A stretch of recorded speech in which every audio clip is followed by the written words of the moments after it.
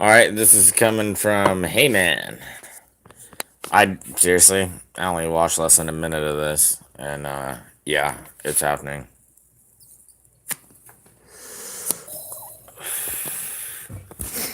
Are you fucking ready, mate? Window opening. Economic crisis and a constitutional crisis coming to a head. We're going to be going through some shit.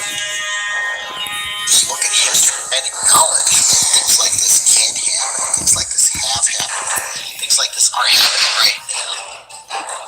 The Gray State is a part of this Orwellian nightmare that's being set up not only for decades, not only for centuries, if not potentially thousands of years. One world government, new world order. It's real. A lot of people are realizing it, and more people are going to have to. This is an empire in decline. If we don't do something drastic to put the federal government in check, we're going to be doing things the hard way later. The answer to the government in this case was, we don't care about winning your hearts and minds. We're going to show you who's boss. That's exactly the kind of abuse of power that led to the first American Revolution. But it's going to get ugly this month and next month, and it's not going to stop. So what is it that keeps it from happening in the United States? Is this the kind of world I want to live in?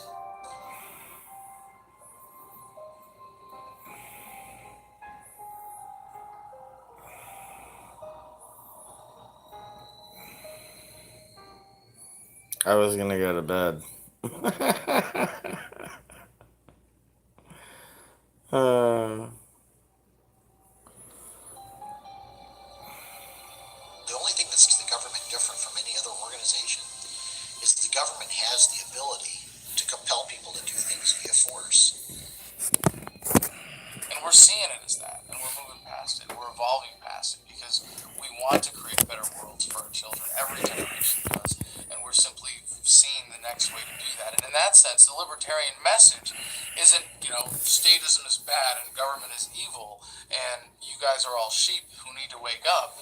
It's, hey, let's improve the information in the market and show you that you're better off without this system of violence.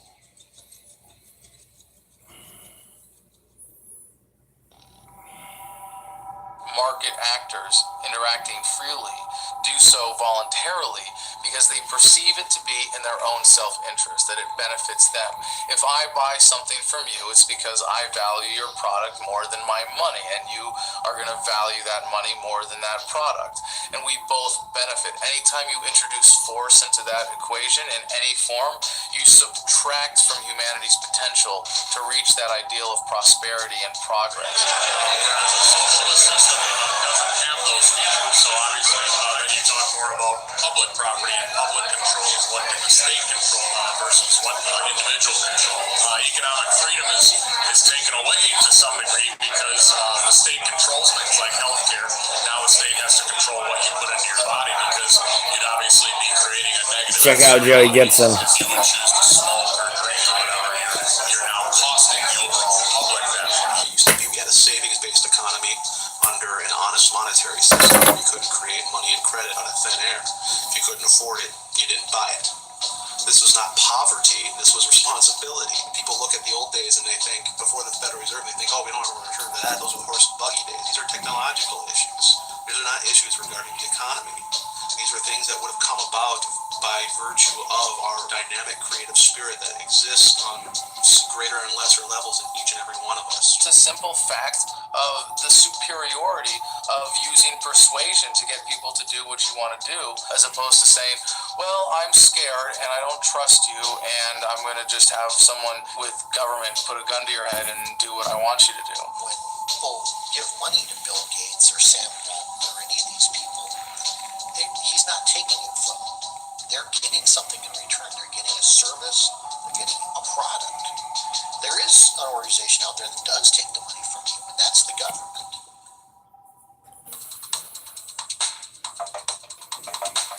You don't have a choice. Taxation is theft. You don't want to use our services, that's fine, but you're still going to pay for those services. You don't pay, we're going to send people with guns to take your house, take you. The feudal era, you had a feudal king or lord who would claim half of your crops in exchange for protection. And because the peasants didn't know any better, they could get away with that scam. Give me $20, or I'll shoot you, or I'll throw you in prison, which is, what taxes are. All laws are enforced. The facade of statism has to include them throwing us a lot of bone. A farmer will provide health care for his livestock in the same way that a government wants to keep the tax cows healthy and productive. Bribe us with our own money. Taxes. They don't like to keep us healthy. That's a lie. Push it back out. What they hope we don't notice is they take that money from us in the first place. Without the income tax, America historically became the wealthiest country on earth because it goes back to the benefits of a savings-based economy where you're able to accumulate savings and you're not forced to turn it over to a governing authority to redistribute as it sees fit. Understand that your income tax is a farce. The 16th Amendment of the United States was never properly ratified by Congress. People today believe that taxation is absolutely necessary, like Winston Churchill said, it's the penalty for living in a civil society. This is not true. We lived without an income tax. New Hampshire today still exists without the income tax, and they're thriving. They're doing fine. One reason why the income tax is so detrimental, it's based on the assumption that the government owns everything, and they allow us to keep a certain percentage under their conditions. Point that even a 1% income tax is morally wrong because it sows the seeds of destruction. I'm Paul's right about that.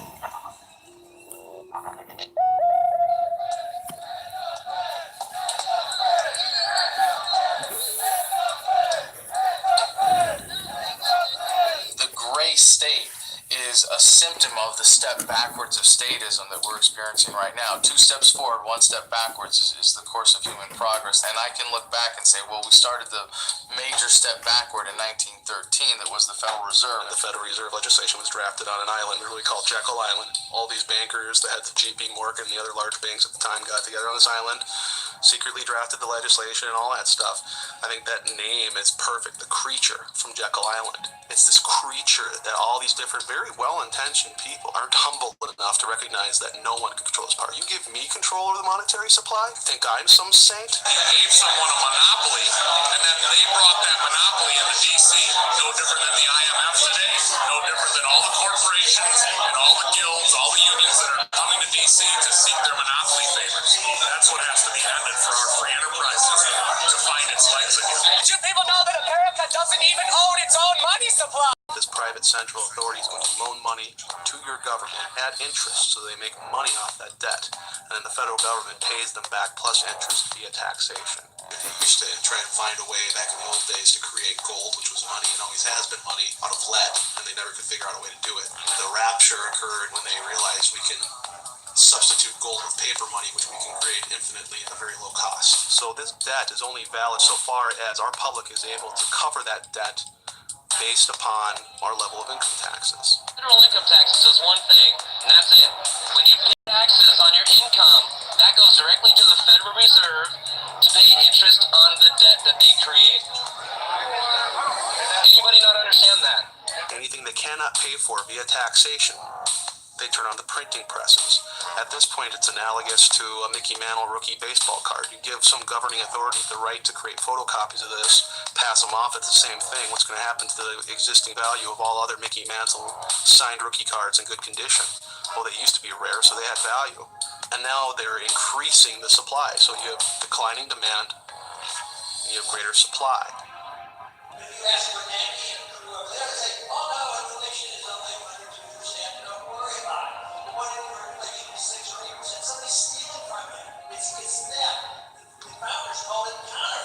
What gives our paper its value is its world reserve status. Every currency on earth is backed to some degree or some percentage by US dollars. What used to give that value was that it was backed by something else of value. In our case, we had the highest gold reserves of any country on earth. We had an agreement under Bretton Woods with Saudi Arabia and OPEC, the oil and petroleum exporting nations of the world, that their oil would only be traded exclusively in US dollars. Every other country on earth had to buy US treasuries and convert their currency to US dollars to get oil, which every economy needs to function, of course. That was the key to our prosperity in the early days. It just is what it is. It discourages moral hazard and unnecessary risk.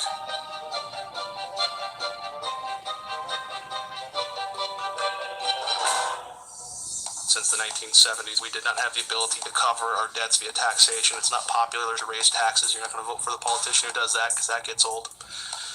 But we hate it when they stop spending. We like the free goodies. So that's why it is we're in such a deficit crisis and they spend so much money. It's popular to spend, it's unpopular to tax. So what do? We have the Federal Reserve paper it over. The problem is Congress, the federal bureaucracy, and the military bureaucracies. And remember what runs those things. Cash. When you fly into Ronald Reagan National Airport, as you're getting ready to land, if you look towards the Washington Monument, you will see this enormous mountain of cash. The problem with that mountain of cash is it's a magnet for all the wrong people. Everybody in the Beltway exists to get their hands on some of that cash.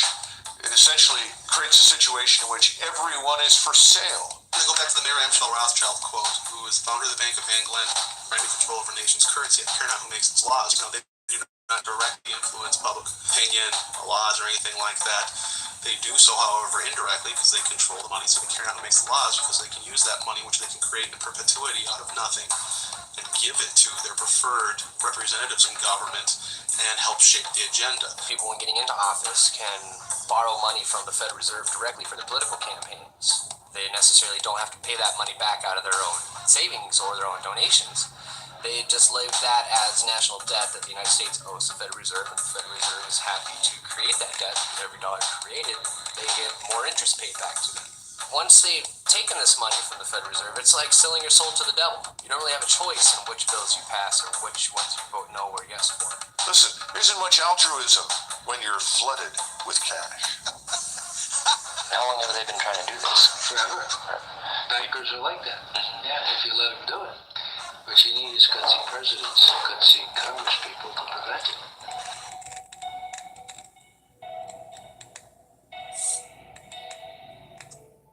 As humans, we're designed to worry about the next tribe coming over and attacking our clan. And men are designed to look out towards the horizon and see threats. But we only see military threats or criminal threats or thugs. We have not been designed to see corporate threats where global corporations get their people into government, then the traitors in government sign government authority over to that. That's how this incremental treason to the North American Union, the European Union, now becoming more and more dictatorial, has been set up.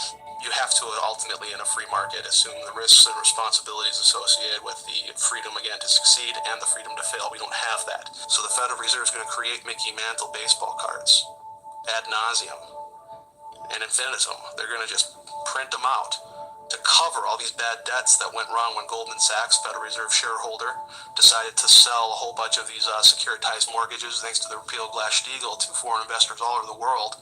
That went bad, and they knew it would go bad. The fraud element comes in. They knew they were going to go bad. So the Federal Reserve creates moral hazard again for these large banks by saying, don't worry, we'll paper it over. We're in the midst of a serious financial crisis, and the federal government is responding with decisive action. Over 700 points. Apple shares are just getting hammered. We're down by between 3 and 4.5%. A national rescue plan. $85 billion deal. And supply urgently needed money so banks and other financial institutions can avoid collapse and resume lending. Not passing a bill now would cost these Americans much more later. And every time they manufacture a depression in the marketplace, they receive a bailout. The smaller competitors do not, so they can buy up the assets, again, the things of tangible actual value from the productive people in the economy, and they're confiscating it on pennies on the dollar, because when you're liquidating in a Chapter 11 bankruptcy situation, you're going to take whatever you can get. Then Goldman Sachs, JP Morgan, Bank of America could swoop in, take control of all those assets. They didn't produce anything. They didn't make anyone's life better. But they're rolling in the dough, aren't they? The primary problems here is that there's an absolute unification of money and power and government. And you need to try, for the sake of sanity and liberty, to try and prize those things apart. Because at the moment, they are one. In the Roman period, they used to talk about bread and circuses as entertainment for quote-unquote the mob. It's not quite that obvious, but the truth is everybody gets to drive a better car, everybody gets to live in a nicer home, and what we really want people to do is go to the mall and shop and be entertained. They've been very successful in turning the body of the American population into sedated consumers. We can only sedate the consumer so long. When the consumer runs out of his ability to consume, when he suddenly wakes up and recognizes that what he thought he had, he doesn't. The money he thought he had is gone. The wealth he was promised is vanished. That's when the game is up.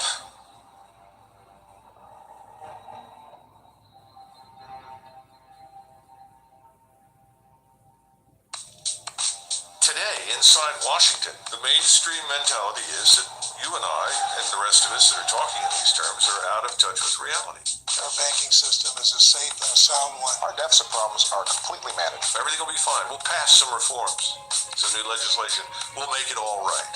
Part of the scam of government by printing money, by borrowing money. We don't have to tax people directly.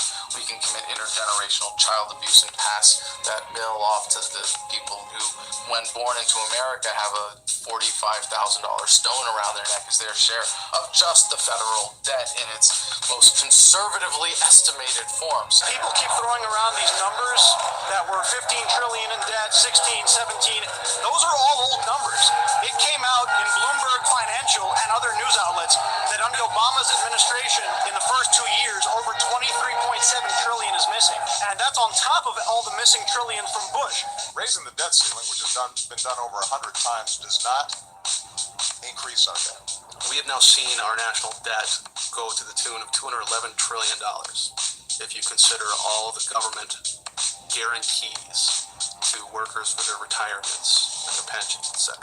We're at a point now where if you were to tax the American public to the tune of 100% of their income for the next 20 years, you wouldn't put a dent in the interest. And we see the economy falling apart. And before people have said, I can't really believe that this is all by design. How do just tens of trillions of dollars go missing? And then Ben Bernanke, the Fed chairman, just laughs at congressmen and senators when they ask him, hey, where's the missing trillions? When everybody's struggling in this economy, Ben Bernanke's out celebrating at this huge gala event, and meanwhile there's children starving. What'd you do at the 2008 Bilderberg meeting? I'm not doing any press today. For people in high office and high places, there is no accountability. And they like that. And it's a wonderful situation to be in. Never having to answer for what you've done. Will you tell the American people to whom you lent $2.2 trillion of their dollars? Tell us who they are. No. You're in debt, our kids are in debt, our grandchildren are in debt. It is time to stop.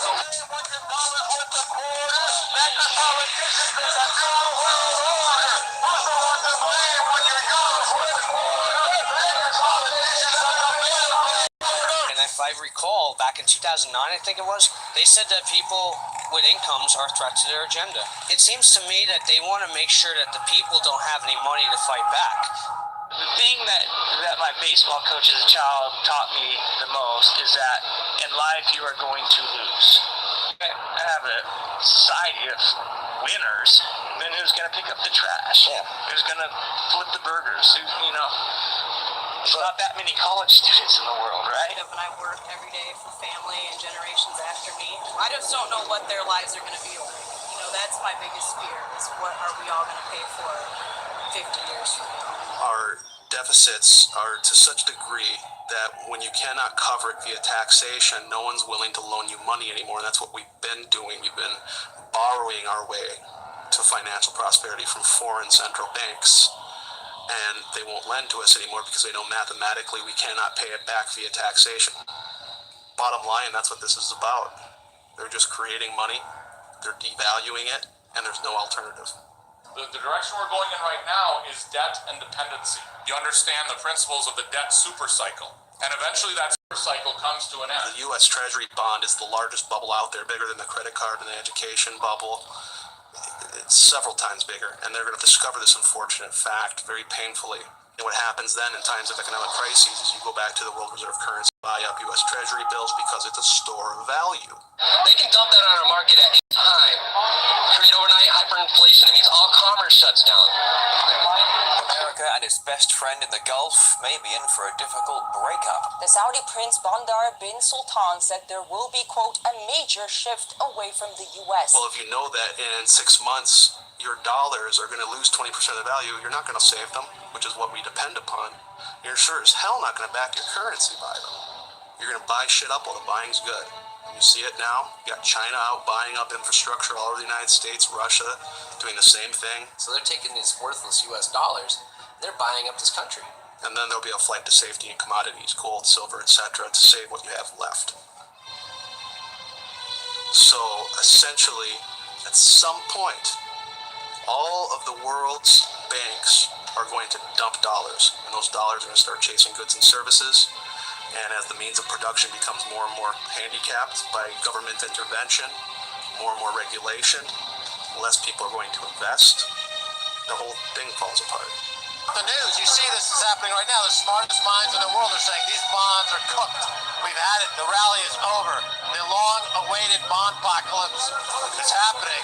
So, what is real wealth? Is it in a paper currency again? No, that's just paper. It's kindling. It's something to write on, something to wipe your backside with. What does that paper get you? Goods and services. What does a bank confiscate? Do they come after your paper? No, they come after your house. They come after your cars. They come after the actual goods and services that had the value to begin with. And that's why everyone who's inside the Beltway is so desperate to convince everyone it won't happen. Because there is no way to avoid it anymore. The economy is going to be okay. Keep them working because you don't want to create pandemonium. You start getting people too scared about what's going on and start creating a government, then they're going to have a revolution. They can't have that. They want to keep it on the tipping point where they have to come. They're going to use our own money to enslave us and collapse the monetary system at the same time, because again, every currency on earth is backed by US dollars. If there's nothing to replace it, we only have chaos. In June of 1929, Mr. Mellon, who was the Secretary of the Treasury, told the American people that they lived in an era of unbroken prosperity, that they had nothing to fear. At the same time, he was liquidating all of his investments in the market. He was putting everything into cash and gold. He wasn't alone. Mr. Geithner recently made the statement that our banks are solvent, that there is no issue. We have nothing to be concerned about. Nothing could be further from the truth.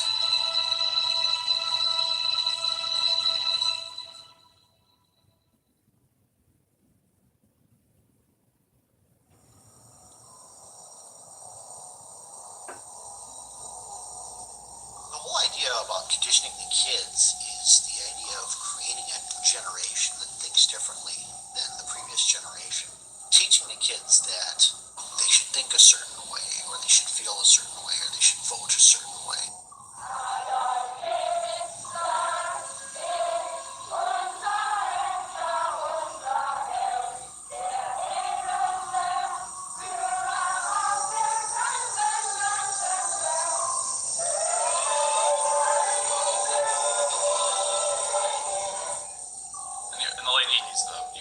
Of psychology, the study of psychology, how people think and how people can specifically be manipulated.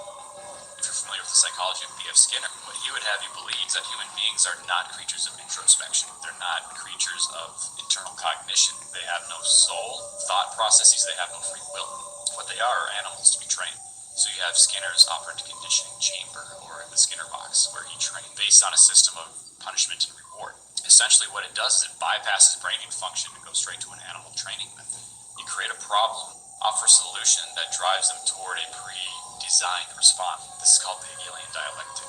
The Hegelian dialectic is a formula and a strategy for creating a problem to then offer a solution that you have to the very problem that you created to get the outcome that you desire that you wouldn't have been able to get if you didn't create the problem in the first place. Now, the Hegelian social theory was adopted by Lenin, by Marx, and it was applied politically in the form of communism. German psychologist Wilhelm Wundt, he's the first one to apply it to education. The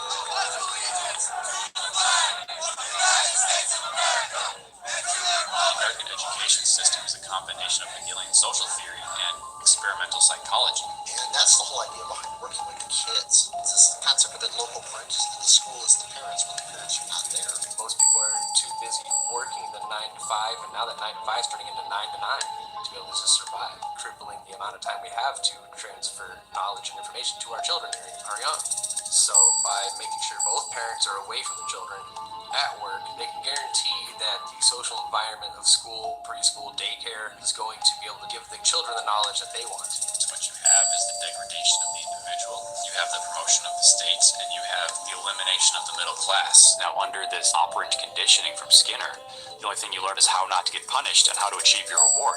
You're not going to come away from this system thinking, I'm going to stand up for something because it's right. You're going to do it because there's either reward or consequence involved. You're being trained to enter the workforce as a valueless cog in the state. Oh, won't somebody please think of the children? I'm a product of the public school system. Nobody ever taught me anything. I mean, I think we read the Declaration of Independence in the 5th grade, possibly. But I think the school systems are designed to keep people uninformed and to not understand the scope of their rights and where they come from. I think the powers that be would ultimately love everyone to believe that their rights come from the state. Developing them to not question authority. We're developing them to be entitled, that the government will take care of them from cradle to grave. These efforts have been pretty successful.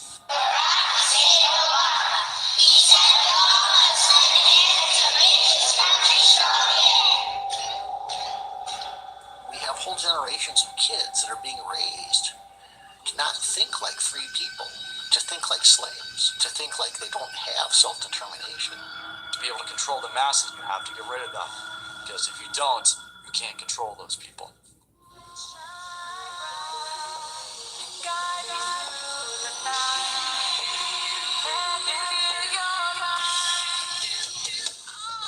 Hello, New York!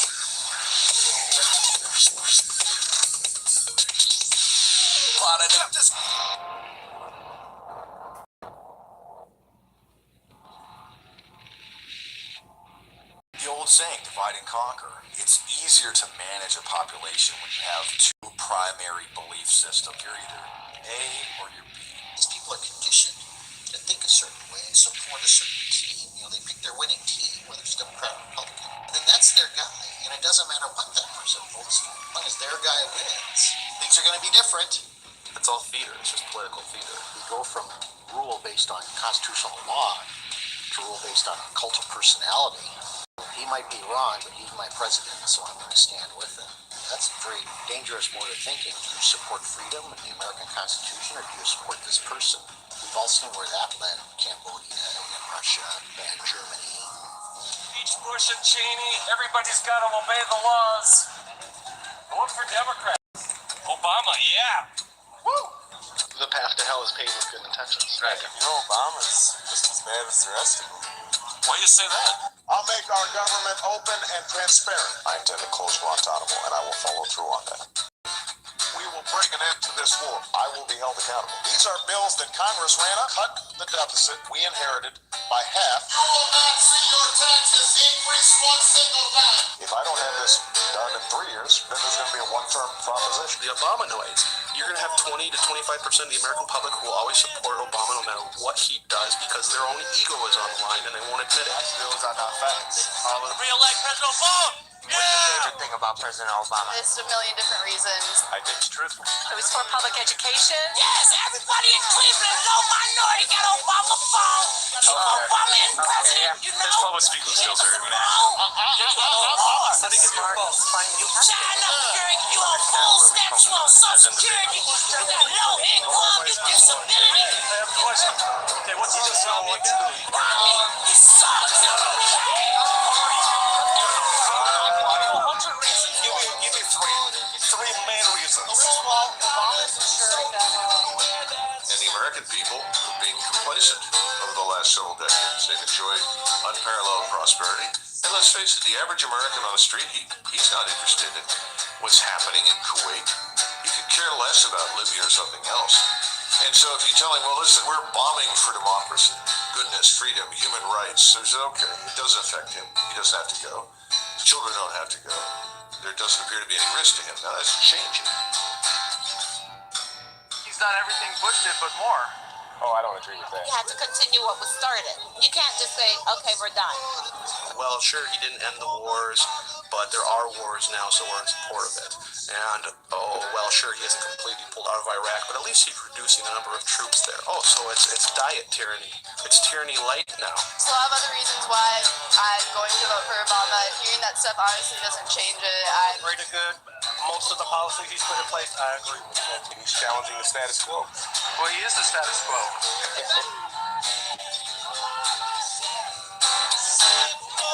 Obama Mama's gonna take us forward. I pledge To be a servant to our president. and all mankind, because together we can, together we are, and together we will be the change that we see. I know people who have destroyed relationships with their families when they realize that their neocon uncle and their liberal cousin weren't just well-intentioned, that they were creating a justification for coercive government and ideology, that they were externalizing their own desires to control others, and that was reflected in those relationships. But if that's the case, those weren't healthy relationships to begin with. I want nonviolence. I want Yes, so do universal I. nonviolence. No, you don't. You're an Obama supporter. Do you think he wants to go kill people with drone strikes? Well, then That's why what he wants to do? He orders it done, so I would assume. All right, so. you're out of your mind. After a certain point, there's no more deniability. They can't say, "Oh, I didn't know," or "I didn't understand." As humans, each of us have a worldview, and that worldview is usually formed in great part by the culture we grow up in. When we hear information that contradicts our worldview, social psychologists call resulting insecurity cognitive dissonance. When your beliefs are challenged, fear and anxiety are created. Denial, which is probably the most primitive psychological defense, is the one most likely to kick in. Accept propaganda from their government that if it came from the Soviet Union, they would have laughed at it. But it comes from the Pentagon, and they get down and worship. They go around looking for ways to defend the propaganda.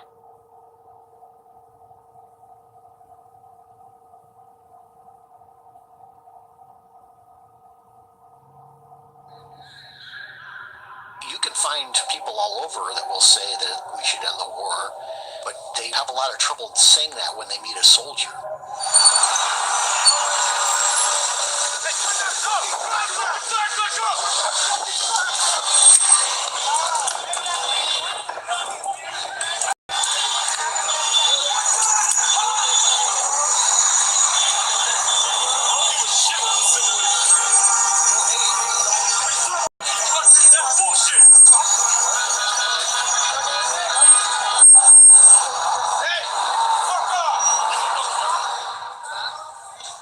The bravado of the current U.S. military forces, it's definitely about psychological conditioning. It's the idea that when life and death is on the line, you cannot afford to believe anything but the fact that you are the biggest, baddest force on the face of the earth.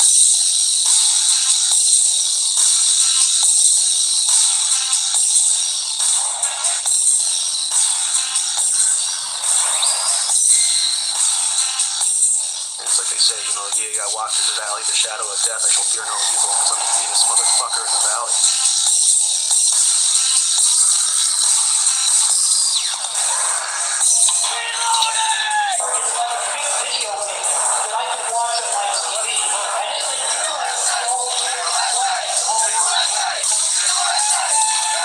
Patriotism means that you support everything the government wants. A true patriot defends liberty and the people.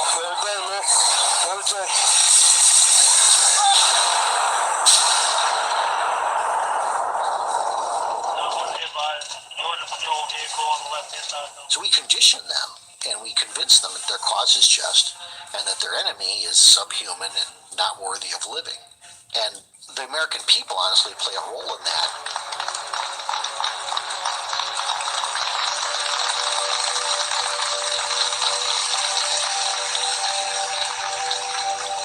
These brave soldiers have come from a combat zone defending our freedoms. Let's give them a round of applause. Who wouldn't buy into that, really? I'm given tax breaks for being a veteran. I'm given discounts on my car insurance. I can go to the commissary, tax-free groceries. I get all the benefits I could ever want in the military. Why would I question that? Honestly, as a vet, it's gotten to the point now where it's so insincere. When you meet people and they say, "Oh, thank you for your service," it's like, what do you know about my service? What do you know about what I've gone through and what I've been through? They don't realize the bigger pieces of the grand chessboard that's at play. And right now, you guys are in a shooting war with people who are supposedly such a threat to our liberties. We have to demonize liberty in this country now because it could result in a nuclear, biological, or chemical attack by a bunch of people who don't even have an air force. They don't have political cohesiveness in these regions of the world. They don't have cultural cohesiveness. You've got all these different Muslim sects that hate each other and can't get along. We're supposed to believe that if we're too free in this country, we will be exposed to an attack from these elements.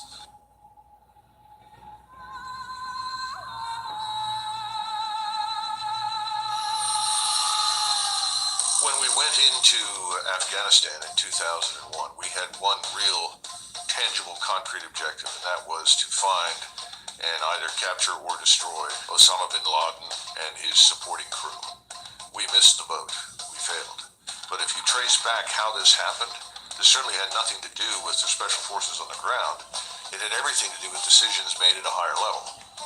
And again, when you go into Iraq in 2003, we take an operation that should have been over in a week, and we drag this out for 2.5 weeks. We arrive in Baghdad, and no one knows what to do. No action was taken. The general simply said, well, we haven't been given orders.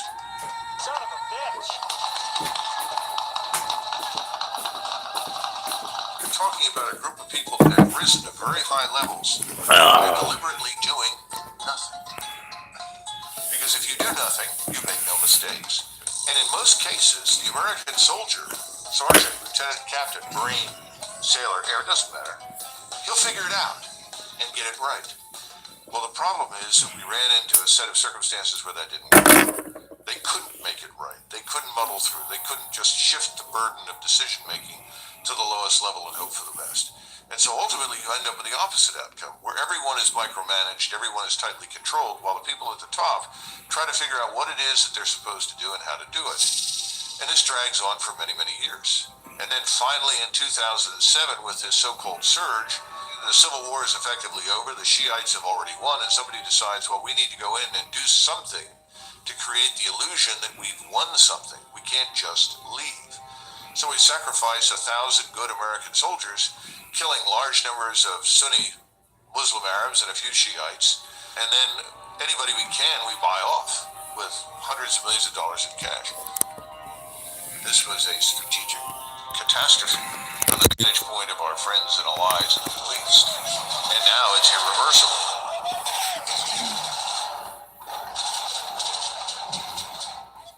So we pump these soldiers full of experimental vaccines. We send them out with, the equipment made by the lowest bidder into these combat zones. We have soldiers who are coming home.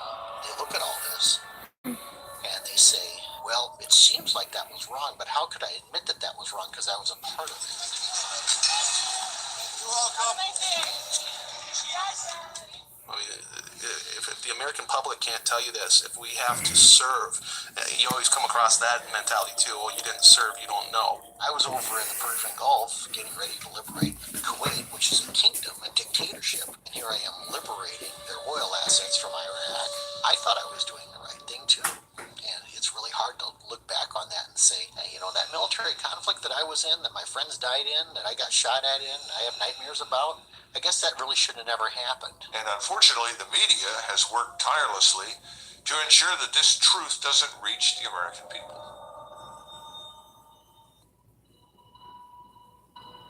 You all remember those clips in the old days, in black and white, and you can see the news guys, they'd always go up and they'd be in people's face with the big flash bulbs, Senator, this happened.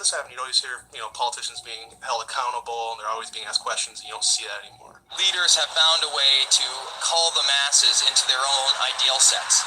And whether that's through bread and circus, such as the Roman Empire, or today through the mainstream media, they get to decide that, yes, you're going to be obsessed with American Idol for over a decade, and when that starts to wane, you know what, we'll come up with Dancing with the Stars, and let's really be concerned about who wins the Super Bowl. Three keys to power are banking, the media, and politics. If you own the banks, you can buy the media, you can buy the politicians. If you own the media, you can control what people see, what people think.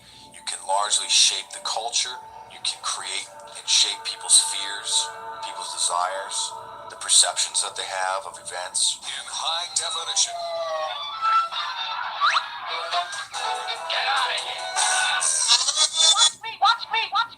In 1975, there was a Senate investigation committee called the Church Hearings, which actually uncovered that the CIA was paying under the table mainstream media outlets $250 million a year to as gatekeepers and propagandists. In today's terms, that's $1 billion a year.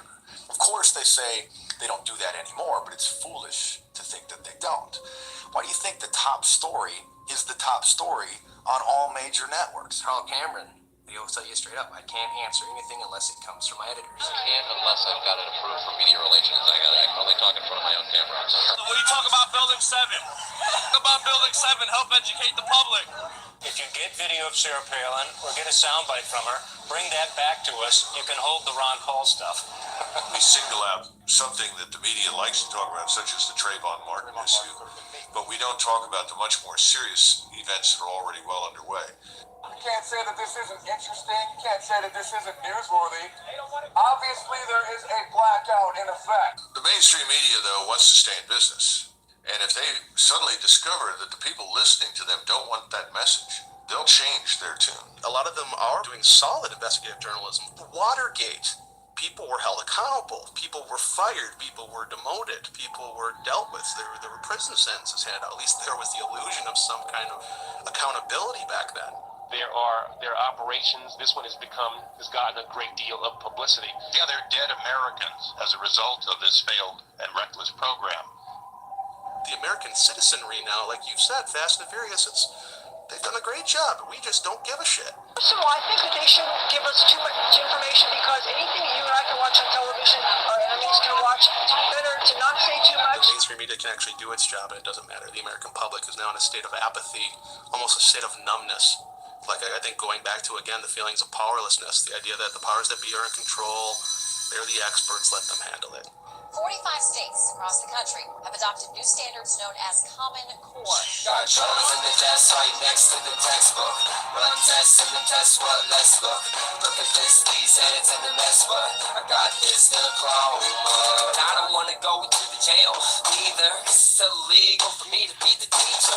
That's sanctioned by the state agenda. K through 12, where the fuck do we end up? Here is there federal dollars tied to it, or even federal waivers putting pressure on local school board to have to teach a certain way or a certain curriculum? You should be kids. What do you teach the kids to do? Always don't always share, always work in teams, and that's a good lesson on some level.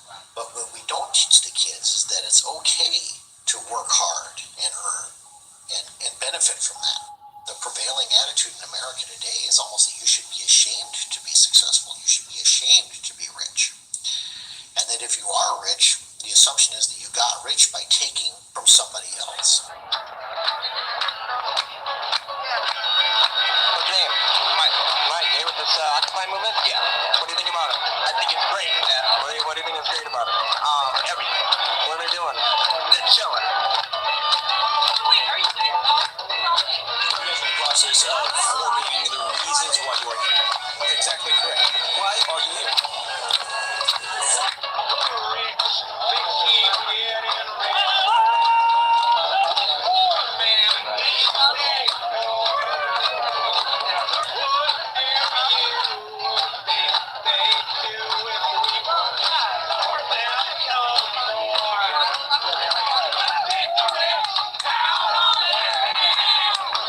My interpretation is a lot of people have had some hard months in life that want things to be free, more entitlements. We have to ask a couple basic questions. The first basic question, what should the role of government be? Should the role of government be there to run the entitlement system?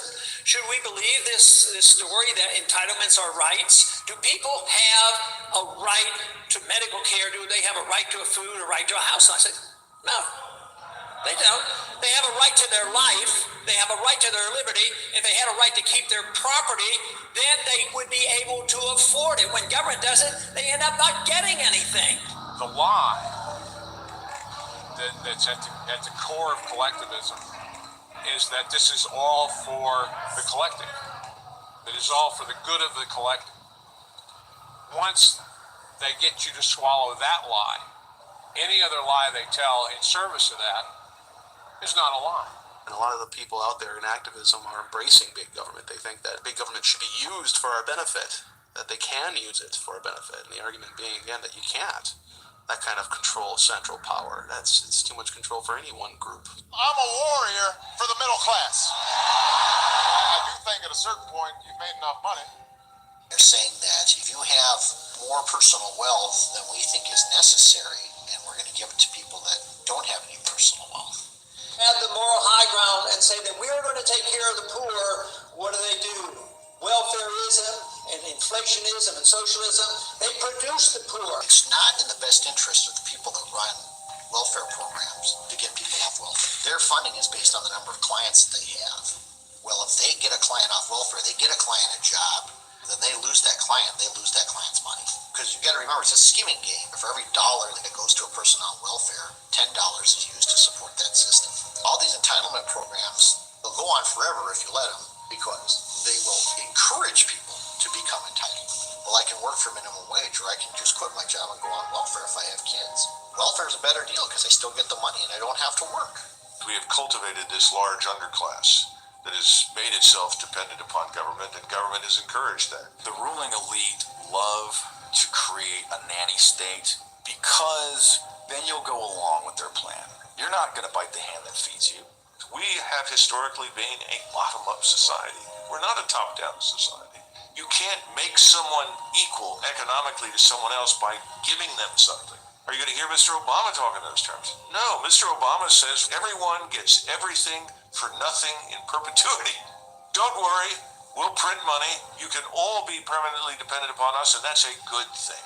Honestly, it's almost like slavery. If you don't have the means to earn money to support yourself, then you're going to be dependent on the government for food, for clothing, for shelter, for everything you need to stay alive. Because after all, look up the definition in the dictionary of slavery. It's ultimately boiled down to one word: dependence. If you are dependent upon anything other than yourself to provide for yourself, you are a slave. The idea of self-reliance is gone. The idea of independence and individual freedom, respect for private property, all of these things is gone. No. We can confiscate wealth from people that create it and give it to those who have none, and that will fix things. We've transferred $16 trillion in wealth since 1965 to the so-called underclass. The only thing the underclass has done is get bigger. Become dependent on the government for our basic needs. The next step is we lose our personal freedoms, because then starvation becomes a weapon. Now, if the food stops, if the free services stop, and I think that could easily happen, because I think this whole giant federal edifice could go under, then you're going to have problems in many of these urban areas. In fact, we've already got them in the form of these flash mobs that are moving in and out of stores and essentially overwhelming the people that are there. So this has already begun. It's just not covered in the media. We don't talk about it.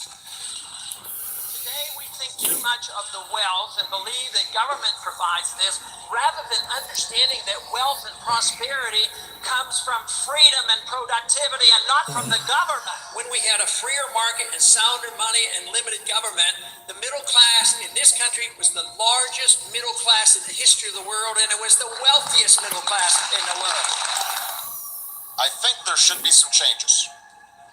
We should learn. This is the most corrupt piece of shit in the world, these two. I feel really bad. That's how change happens.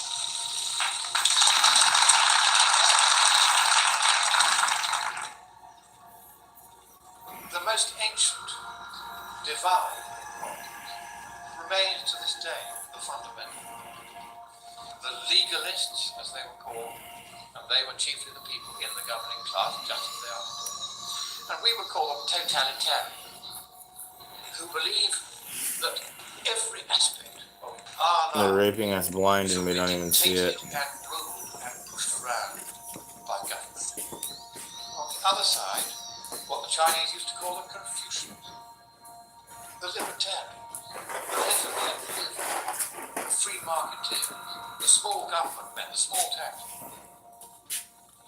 Us.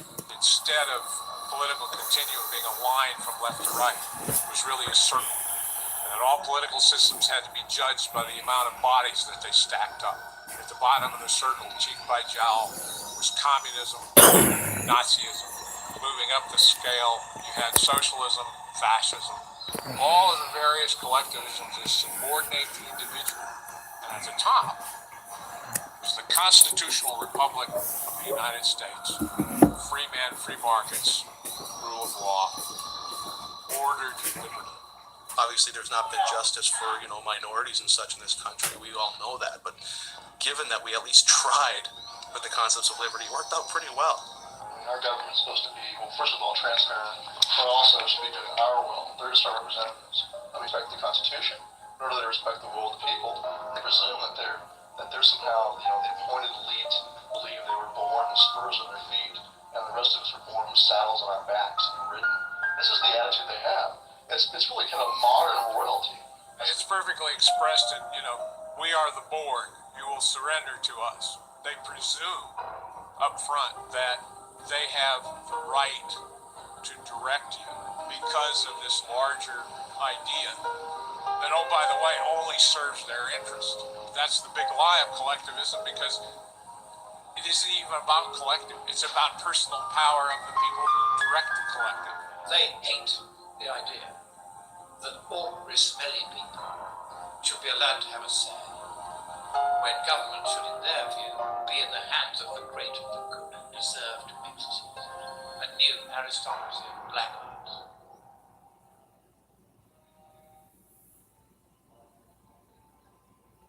We talk about the conditioning of our kids and the conditioning of our military and our police, and we talk about the political conditioning that people are undergoing. What we're really talking about is a social movement, changing the way people think in terms of what it means to be free and what it means to be a person. The Declaration of Independence said we hold these truths to be self-evident. What the Founding Fathers were saying there was, this is obviously the way it is. There's no question that all men are created equal and they are endowed by their Creator with certain unalienable rights. What they're saying there is that, plain and simple, by the nature of being a human being, you simply are allowed to be free, to have life, liberty, and the pursuit of happiness. That might be one of the reasons the Constitution is not taught in the public schools, because if we raise up a new generation of individuals, they might realize that this whole system of government is unconstitutional. We shouldn't have it. This document is the only thing that's going to save us, and if Barack Obama refuses to follow it, as he has demonstrated time and time again, nothing's going to change, folks. If you live under a dictatorship, a communistic dictatorship, of course you're not gonna love it. Nobody loves it. They didn't let people leave. Right, yeah. They killed people. They literally shot and killed people who try to leave Poland. Capitalism, people prosper. Socialism, people die. Lady, I was born in USSR. I lived there for 29 years. Really? Dad, and this is one of the mass murderers. Che Guevara, he's a mass murderer. No, you don't think so. You don't think so. You're an exile. Really? You're one of the rich people they threw out of the country because you were robbing the people. Yeah, good luck with that. Good They luck give with you that. cards, like stamps, like food stamps. You used to go in the store and you had no choice of what to buy. And they always tell me, you're spoiled. You get all these gifts for Christmas. For Christmas, we got me. The individual matters not a thing. That's why they define peace as the silence, imprisonment, or death of their enemies. And to believe anything else is to deny a reading of human history. They would grow wheat and they grow corn, and then they would turn it all into the collective, and they expected to get something back. Well, the quotas were too high, they didn't get anything back. So you literally had people growing their own food, turning over to the government, and then starving to death. You have rationing of food in any controlled economy. They reduced the people to utter dependency, and that's how the Soviet Union had their way with people for decades. People died. Thousands of people died. My dad, put his whole life on the line to come here because he saw it as a beacon of freedom. He saw it the complete opposite of what he was living under in Poland. That was his major goal, is to get away where I could have an opportunity to live my life in freedom and not be ruled by, the elites. Ultimately, I grew disaffected from communism, first because of the revelations of the killing fields in in Southeast Asia. I had cheered when Vietnam and Cambodia and Laos fell. And then the revelations started coming out about massacres of innocents. This is evil. This is evil as the Nazis. Gee, there's a revelation. You know? I mean, they called them National Socialists for a reason. They were socialists. The nice thing about being an ex-communist, and you sort of get this along with the shame of it. It is a shame. It's, you know, there's not a day goes by that if I think of that period, I don't feel Benedict Arnold looking over my shoulder. And all ex-communists are that way, because we realize how wrong we were. But that's why we make the best anti-communists, because we know all the lies. We've got to make sure that those lies don't triumph. We've got to make sure that we atone for what we did back when we were the liars. After the revolution, all these guys who helped the revolution wound up being victims of Stalin because they had torn down any protections of the individual. They were gone. So if you're a hard right-winger, if you're a hard left-winger, if you've participated in the Hegelian dialectic, you've served your purpose. You're what they call the useful idiot. They don't care about you once you have fulfilled your role for them. Once you are no longer useful to them, they just cast you aside. And we've seen this in every war that's been fought in this country. Demoralize the force, and ultimately you drive the best people out. And the people that you're left with are staying there because they may not have any alternative. They may be injured, badly wounded, psychologically traumatized. They may need medical attention. There are all sorts of reasons, but my point is, tell the soldier, hopefully, the truth. But we haven't been telling everybody the truth, and that's my point. The soldier figures that out. He's not stupid. I'm talking about somebody that leaves the FOB, the forward operating base. But even those who don't ultimately get it, and what they figure out is that there's nothing here that really justifies the loss of his life. Now, that's a very bad thing for a soldier. We're expected to sacrifice our lives in action to win. But the soldier recognizes there's nothing here to win. Now, when armies march down that particular lane, you have enormous problems. Soldiers are, for all intents and purposes, U.S. government property, and that's where the term GI comes from. The GI stands for government issue. And when Henry Kissinger said military men are like dumb, stupid animals to be used as pawns in our foreign policy, that kind of summed it up. I think of the story of the early days of World War I on Christmas Eve, when they took a pause and the Germans and the British started singing Christmas carols, and they finally got together and exchanged gifts and had a Christmas tree. And then a day or two later, the hard side of the government comes in and says, you will not have peace. You must go back to shooting and killing each other again. Dwight Eisenhower, in his farewell address from the presidency, said that we should beware of the military-industrial complex. It is fully metastasized today into a cancer on our society that takes the best and brightest and the most nobly intent who would put their lives on the line to defend fellow Americans and puts them into these bullshit wars that have nothing to do with national defense.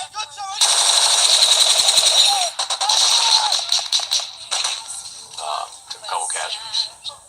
You hear about people being battle tested. This one tested the voice. And we paid a terrible price for it. What, 1.4 trillion is a minimum? That doesn't even begin to address the massive consequences of the damage we've done to ourselves. It doesn't talk about the enormous losses we've inflicted on the people in the region because, remember, no one cares how many people we've killed or maimed or wounded. We've lost close to 9,000 Americans in this period of time, 44,000 severe injuries. We have hundreds of thousands of veterans today begging and pleading for help. We have an epidemic. It is morally okay to launch a war on the most absurd, transparent pretext, kill maybe a million people, displace 4 million people, and this is mainstream. That's a mainstream position.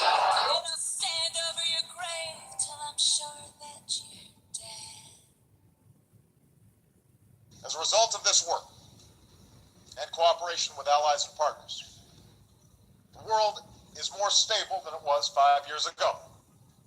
People forget that when there are these numbers, you can't possibly conceive that millions have been killed in the war in Iraq, for example, because we're such a compassionate military force. People forgetting statistics don't always account for the the birth defects and miscarriages. Depleted uranium is essentially an industrial waste byproduct, and what better way to make money if something you don't have to worry about spending money on disposing of safely, right, than to turn it into a weapon. This is a very dense material, a very dense compound, safe for anti-armor. The problem is it leaves thousands of years worth of radioactivity behind, and if you look at children that are being born in Iraqi Kurdistan in particular, where they use lots of depleted uranium, they're using a lot everywhere anyway, you've got massive deformities and gigantism and other things. Higher rates of cancer, leukemia, and infant mortality were found here than in Hiroshima and Nagasaki. These babies are doomed to die. These are untold thousands, if not millions of lives that are being killed even before they're born. Those are the true costs of modern warfare. You don't hear about our weapons of mass destruction, do you? Dear any American who thinks this Boston massacre is a big deal, but never protested a war, go fuck yourself. In Iraq, from the end of the First Gulf War to the start of the current occupation in 2003, sanctions on the country led to the deaths, conservatively estimated, of 500,000 Iraqi children. That's like 45 Boston massacres per day in Iraq for a decade. One every half hour.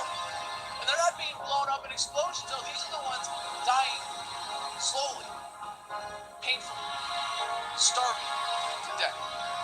Did you cry over that? Did you protest? Did you do anything to voice any opposition to what Madeleine Albright, then Secretary of State, called acceptable collateral damage? You can't say that you are a Christian, that you believe in the sanctity of all life, or someone like George W. Bush, and go bombing people in the Stone Age and taking their shit. That's immoral. You can't have it both ways and then say, oh, but I'm going to oppose abortion. You either are or you are not. I can respect someone a whole lot more like a Zygmunt Brzezinski or Henry Kissinger who just outright says it. Just outright says, we're going to take it because we fucking can. And if you oppose that, try and stop us. At least you know where they stand. But with the common American, you want to have it both ways. We are dropping bombs on crowded cities at night where old people and children are sleeping. And we're watching it on CNN.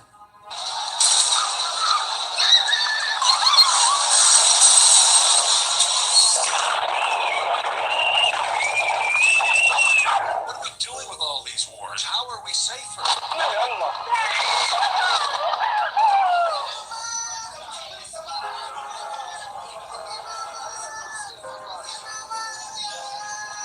This is a product of the emotionally stunted state that Americans have been lulled into. To be told when to cry, when to care, when to mourn, when to shut up and go along with the plan and keep paying your taxes. They don't hate us because we're free. They hate us because we're myopic, patriotic idiots who allow ourselves to be so emotionally manipulated that when something like this happens, the result is more brown people on the other side of the planet die. Make good progress, and we'll continue to work together to achieve freedom and peace. If you consider yourself to be a moral person, you have to be opposed to this. If you do not care about morality, well, at least you're being honest. But I think we've got an entire nation of sheep. Our enemies are not 7,000 miles from home. They sit in boardrooms. They are not the men and women who are standing on this police line.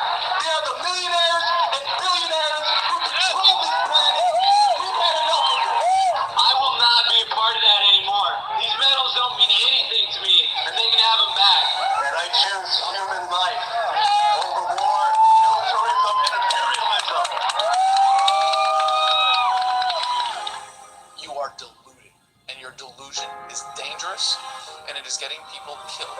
And your attitude, your tribalism, your personal identities, you choose you want to be an American before you want to be a human being.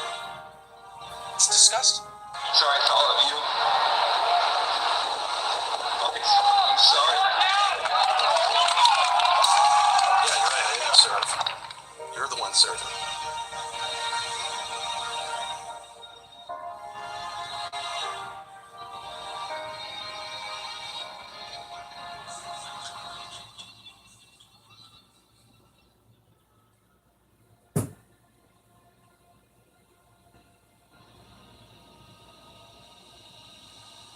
got the media propaganda arm, which keeps us loving our own slavery. Then you've got the financial system, which keeps us dependent on them. Then you've got the police state to keep physical control over us. They're pulling you over and they're giving you tickets for not the breaking of laws, but statute infractions.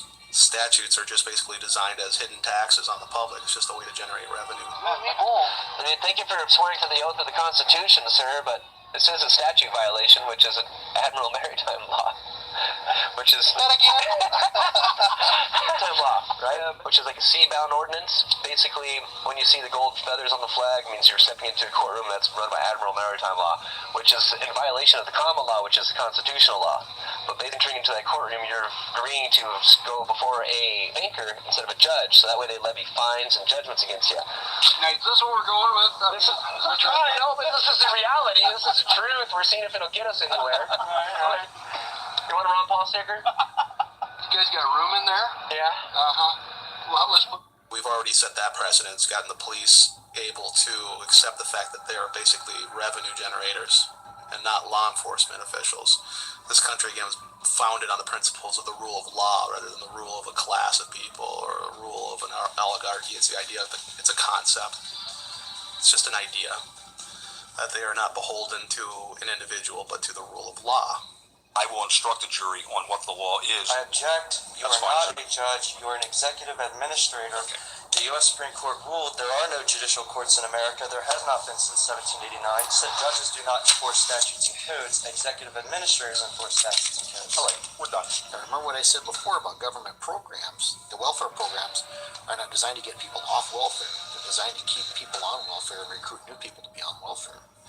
Well, internment programs are not designed to keep people from being interred. 2.2 million people in prison, and they say this is the most free country in the world. All it comes down to, if we want to intern someone, is just making a rule, a law that they violate, punishable by internment.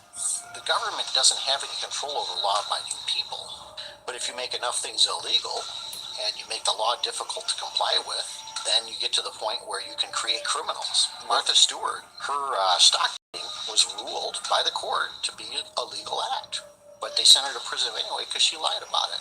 I mean, she went to prison because she said she didn't commit a crime, but that's federal law. That's what we've created. We got pages and pages and pages of arbitrary laws.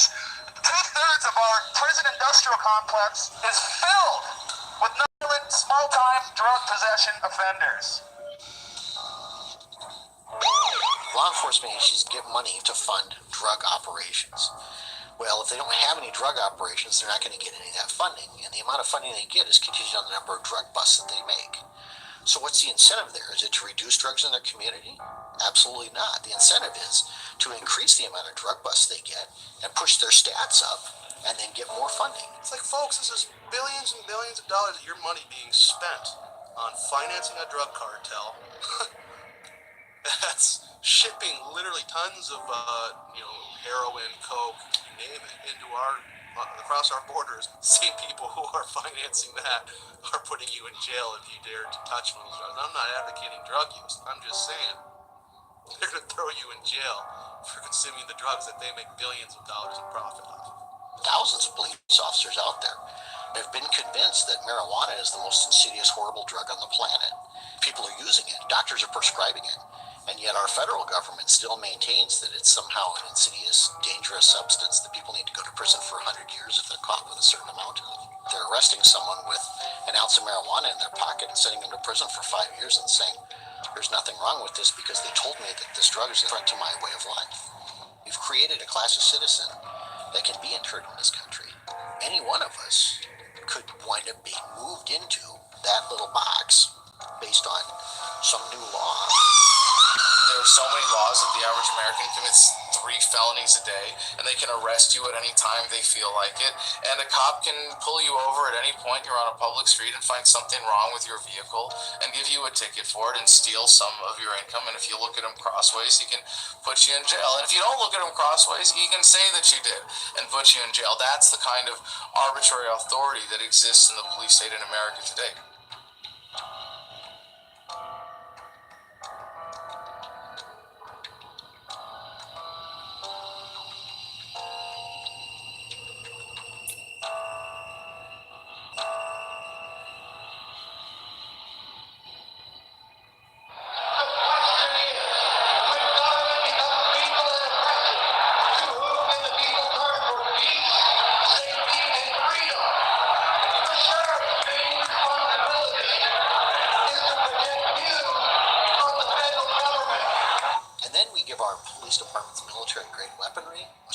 rifles, we give them armored vehicles, helicopters, infrared.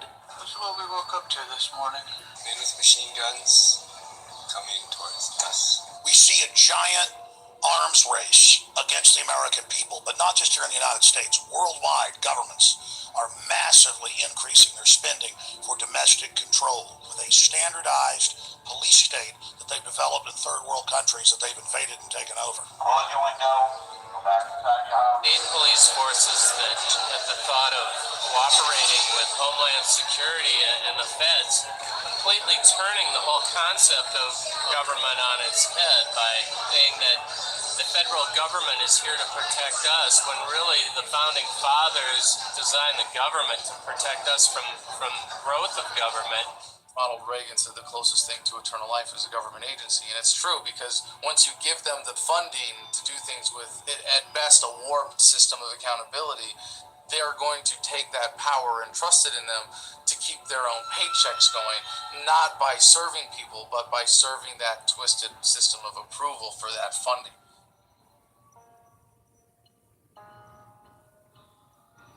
There's a white sedan with 4 passengers back on the left side. There's a broken down pickup truck on the left side about 500 meters past that.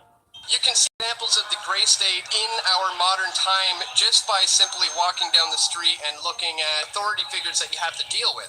You can see that a lot of authorities are becoming more militarized just by in the way they look, in the way they act, and the way that they treat us. If you have an honorable discharge from the military, it's pretty easy to get a job in any police force in America. We see people coming home from war, taking those jobs, and bringing that mentality of the military occupation to domestic law enforcement. So that does have an actual effect on the relationship between individual officers and citizen subjects. I was out confronting Karl Rove on war crimes with Colleen Rowley and others. The police escort that he had with his entourage was younger guys, cut, very fit. You know, we all like to joke about the donut-eating cop who's overweight and couldn't run a mile to save his life. These guys are cut. And the look in his eye when I was disobeying him, he wanted to hurt me. He wanted to hurt me. I even called him out on it. I said, "You want to hurt me right now, don't you? You really do. Let me guess, you were over in Iraq, weren't you?" And he says, "We need you to leave. We need you to leave right now." I'm like, "Well, isn't that a bitch? Because I bought a copy of Karl Rove's book here, so I'm a customer. I'm not loitering, am I?" This guy, he wanted to hurt you.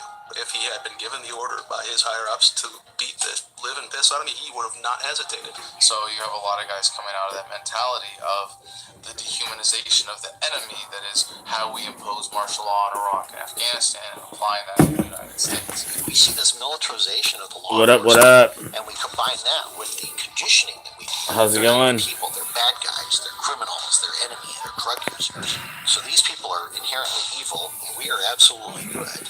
We have the best high-tech equipment and weapons, and we are going to squash this enemy. What up? Back to the ego again and the badass mentality, and then the police want that. Yeah, they don't want people questioning what they're doing. They want people who get off on power. Shut your mouth, I'm talking! I am Officer Rivieri.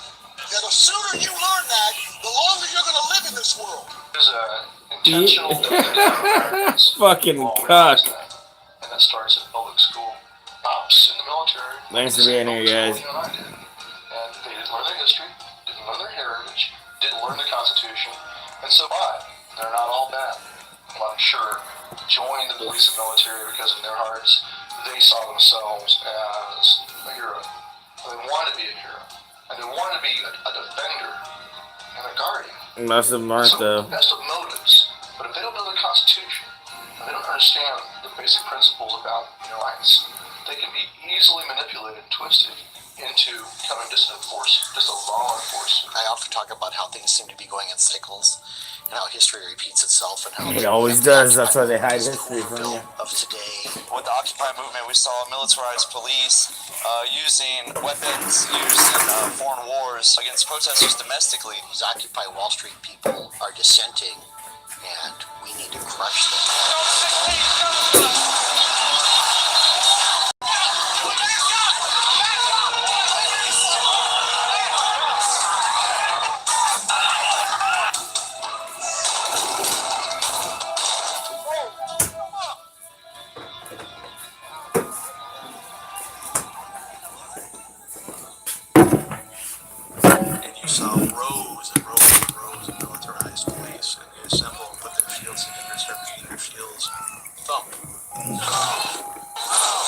psychological. It's designed to intimidate and create fear. I was just receiving the cops, so please don't tear gas us. We're completely peaceful. No one's facilitating any aggression, and they just like tear gas all of us. Kids in strollers were in their moms, and people were actually trampling each other to try to get out.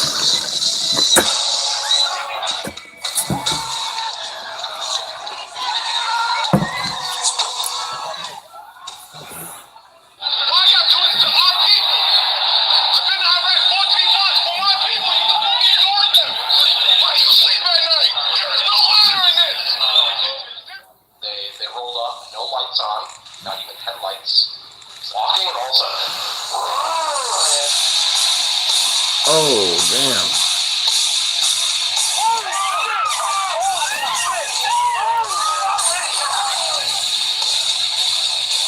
Without a warrant, commandeered my vehicle, search and seize my home. Bust out of the car with the guns drawn. Got fucking ground, release your fucking hands, don't fucking move. Officers rushed to the car with guns drawn and even rifles out. One fatal shot was fired.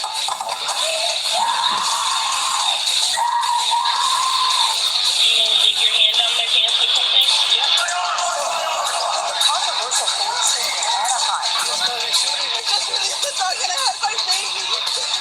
But they say to the drywall and ask if I was going to cooperate. If I refuse, I may be guilty. Right away. I complied under duress. Stop resisting! Stop resisting! There was a load, I had no witnesses. If I had resisted, I would have been busted up. Could have been before. They saw a police officer. How do you punch somebody in the face when they're handcuffed behind their back? That's insanity. The American people refuse to be terrorized, except by our own fucking government. As an American, you are 8 times more likely to be killed by a cop than by a terrorist. 8 times more likely to be killed by a cop than a terrorist? Holy shit. Everybody remember that and spread that. There was no jury. A judge was the sole decider. He says police videos like these should be used to protect police, not go after them.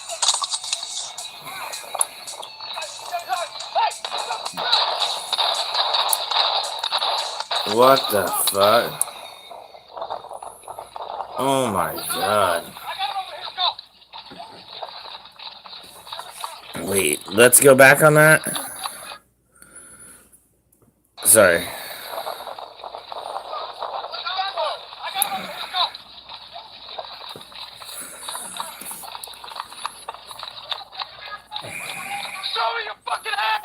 Dude, you guys shot him like 8 times, dude. I don't think he's... Fuck.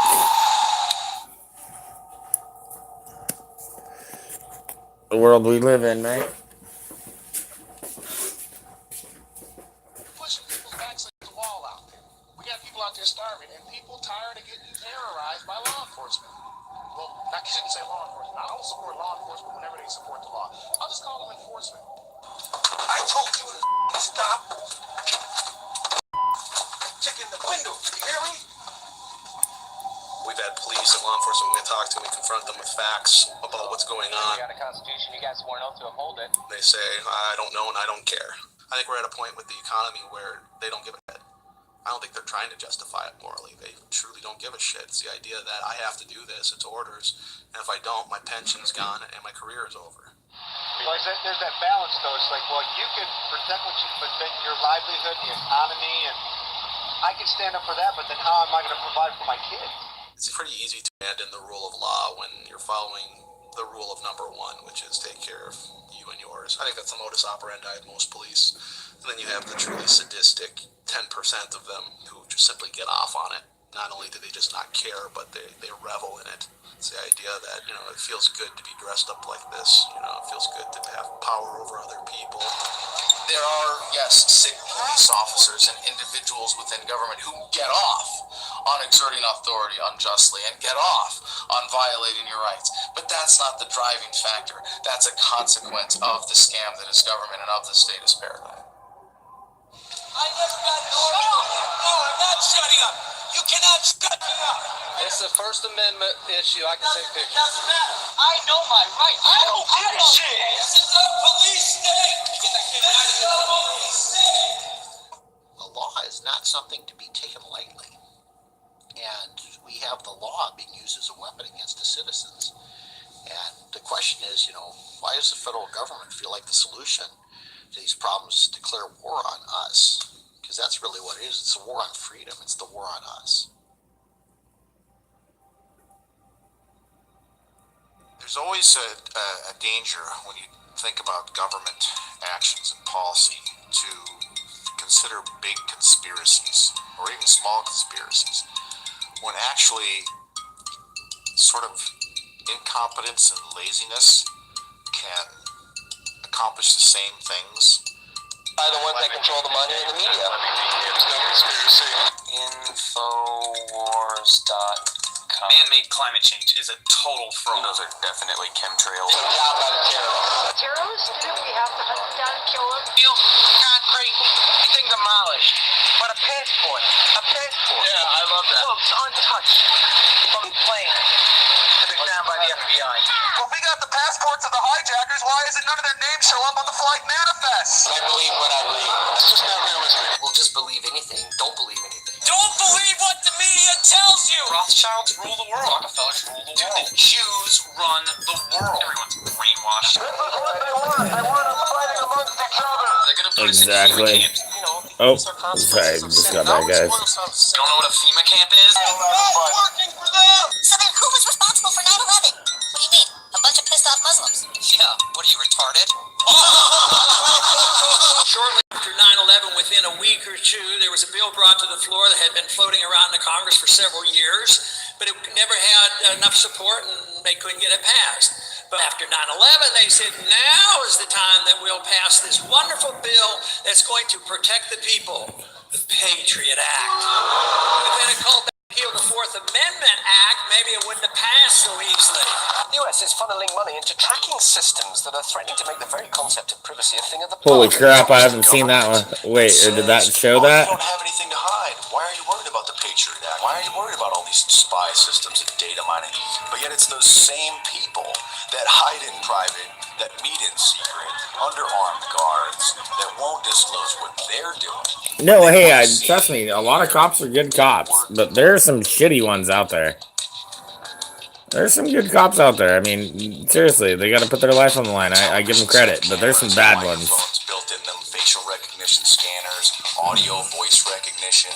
So that is an open video camera and an open mic in your living room, in your bedroom, that any sophisticated hacker or the government could and do tap into at any time. In New York City, they're implementing iris scanners. It's actually an app for the iPhone. We are 5 years away in New York from zero privacy. Scientists are reportedly developing new technology aimed at identifying anyone from much greater distances. Technology that uses physiological and behavioral recognition to identify people. People thought that drones were just in Afghanistan and in Iraq. Now they're in America. Now they're arming them. Now they're putting facial recognition. Drones are the real satellites.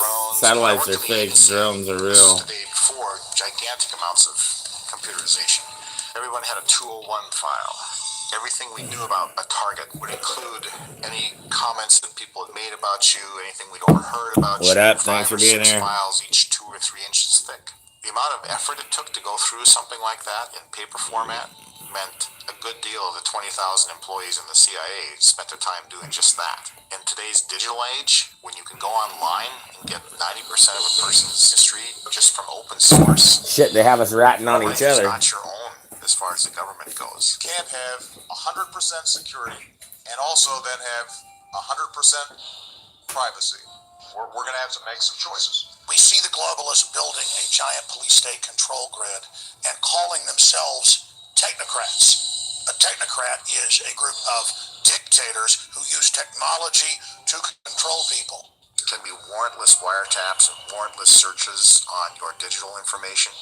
There's stuff out there that suck your hard drive in 10 seconds or less. It's no big deal. A system touted as a national security necessity is being used to build a database where the biometric identity of millions of Americans will be gathered and stored. It is of no dispute that who you're calling, when, how long you're talking, what you're buying, all the stuff that happens on your smart device is being used.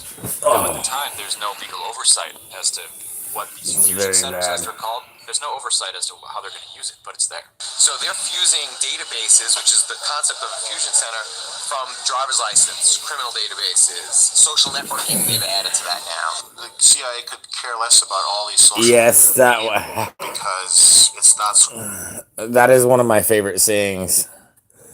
Those that are willing to trade freedoms for safety will have neither. That is a very good saying, mate. Of objective reporting on people, but the people who really care about that. Ben Franklin was badass. And they're leading the way on the science of extracting all this information and coming up with algorithms to explain this person believes this person believes that. Computer algorithms that they're using can track most people's habits and what they're going to do within a 94% accuracy rate. Google boasts about that. Of course, now the CIA has noticed that, all right? And all they simply have to do is buy a commercial off-the-shelf product to find the people they really want to find. So if I use my iPhone to purchase a product, it's flagged, it's under suspicion. I'm going on a list that will be, tucked away for a later time. That means that people can collect it and then look at it when they want to. And they may only want to when all of a sudden you say, hey, I object to this. And they go, oh, well, let's take a look and see. Yeah, why do you object? Let's see why you don't like what we're doing to you. Yeah, exactly. But the second that spectrum of crime shifts over to include whatever it is you are doing. We're coming for the last of our freedoms. And now I can be targeted politically. It's happened. People being targeted by the police state because of their political affiliations. People's children being taken away from them because they're critical of the government. If I go and try to find out something about you, and I have to take extraneous measures to do that, there should be no objection from you, because if you're not doing anything wrong, what have you got to hide? Fuck you.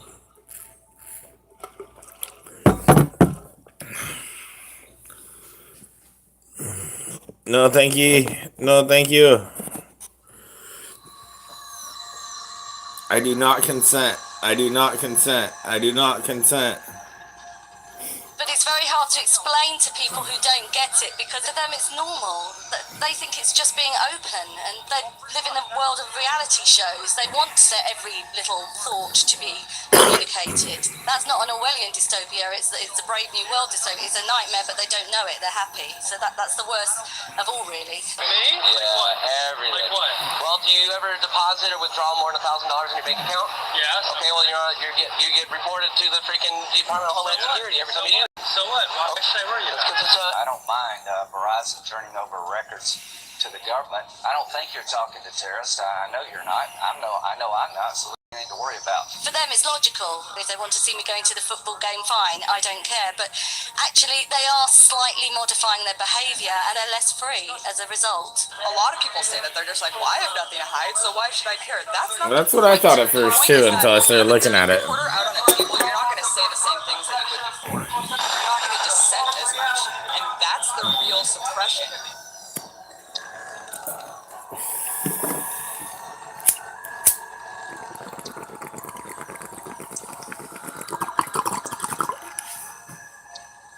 I'm worried that the new generation doesn't understand what privacy is because they've never had it, and because everything is about sharing. And I mean, we probably the last generation who knew what it was like to be unmonitored. Therefore, we know what we're losing, but they'll never know. So the question is, why don't you trust us? And I tell people, because I've been one of the people who are supposed to protect America. I'm just a person. I have likes, dislikes, I have opinions, and all that stuff bleeds through to what I do. And they say, well, you can trust us because we're not going to misuse that. But they've proven over and over and over again that they will misuse it. J. Edgar Hoover had enemies lists, and he was working to make these people's lives miserable, and they were using all these federal powers to destroy people's lives. By sifting through this so-called metadata, they may identify potential leads with respect to This fucking Osama. We all know that their definition of terrorism in every government, every dictatorial regime, inevitably starts going. That's why our founding fathers gave us the First and Second Amendment. The two most important things. Target of the gray state, they're going to use anything they can. So if they can just look at your Facebook page without a warrant, now they can use that against you. And I'm convinced against. There are certain politicians out there that if they could put their political opponents into camps, they would just do it. Oh yeah, So, 100%. well, that's ludicrous. No one would ever actually do that. Well, The left would do it in a heartbeat. We know this. to the Japanese Americans and some German Americans as well. In fact, we even called them concentration camps. England did it in Ireland. Yeah, we're the ones that really have concentration camps. Where they would intern people at what they called Her Majesty's pleasure. Now we're saying, well, we can do that too. All we have to do is call someone a terrorist and we can lock them up pretty much as long as we want. Without any formal charges or anything. Somebody said you were a terrorist. Somebody... Oh, red flag law. Oh, here you go. When the Patriot Act was introduced after 9/11, its most draconian measures were not exercised right away publicly. It was much more private. Well, now with the passing of this new Senate bill, they're advertising. Yeah, how many videos? How many damn videos I've seen where they're pushing the bodies into mass graves, and it's a John Deere tractor. How would they have a John Deere tractor there? One thing that's really funny, a lot of people don't know this. Did you know that Ford, Ford Motors, Henry Ford, blah, blah, blah. Did you know that he sued the U.S. government in like 1950 something, whatever, more than almost a decade after the war? He sued the U.S. government for blowing up his Panzer factories that were in Germany. And he won. He won. How in the hell would you win that court case? Unless everything that we've ever been told is a fucking lie. They're saying it's here now. You heard of Posse Comitatus? You know that, right? Yeah, I mentioned that today, but I am not familiar with it. It strictly prohibits, and it's very clear that the military is not to be used against American citizens. It's never to be used. Being military police, I don't feel like we're being used, because that's kind of our job too. Yeah, but not on U.S. soil, right? Actually, we're going to be certified as U.S. soil. What? Everything they go through to be certified, we're going to be doing the same thing. It's almost like we'll be going through the academy like they did. Hey, look, you need to relax. No, I don't know who you are. You need to, do you have, don't put your hands on your gun. Are you kidding me? Turn around for me, sir. I'm not turning around. All right, go ahead, step to your vehicle.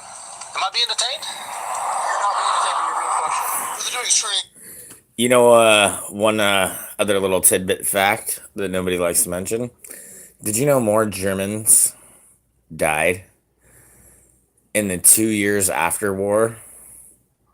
2 years after the war ended, more Germans were killed and died than during the whole time that the war went on. Even all the men that died in Russia, Stalingrad, all that doesn't even compare. In the last 2 years after the war, more Germans died. Everything you've ever been taught is a lie. Here's the thing is, if you ever notice they only show a little bit of Hitler's speeches, this, that, if you ever go and listen to Hitler's speeches and listen to what the hell he says from the beginning to the end, it's fucking moving. And he saw what was going on. It's amazing. It's nothing that we've ever been taught is true. The United States into Iraq, and that's really no exaggeration. The same legal structure that applies in Iraq under the laws of war is what they're claiming to be able to do here at home in the United States. There's no legal barriers anymore as far as they're concerned. And that any American citizen accused of being a terrorist does not deserve a jury trial, but instead will be an enemy combatant under the laws of war. It's authorizing military force, that's killing you, military detention, and military trial or rendition to some foreign country. Seems like that could happen to anybody. All it takes is for a couple of people to say, hey, you're a terrorist, and you're going to get picked up. You're not going to be able to talk to a lawyer. You're not going to have any rights in that situation. And when they say, I want my lawyer, you tell them, shut up. The Constitution guarantees due process. It does not guarantee judicial process. If you had a family member of yours arrested for any reason, let's just say they're guilty of a crime, wouldn't you at least want to know? Wouldn't you want to know that the facts will be disputed in a court of law and that they stand a chance chance that if they are innocent, that can be found. Or they'll use one of the forms of torture that they've determined are actually not torture. It's all semantics. They say, well, this isn't torture, so we can do it. What they're saying now is this isn't internment, so we can do that too. Nobody ever likes to talk about the Armenian genocide, do they? I have 2 words for you. 1.5 million Christians killed. You will never see it coming. These are all demons, people.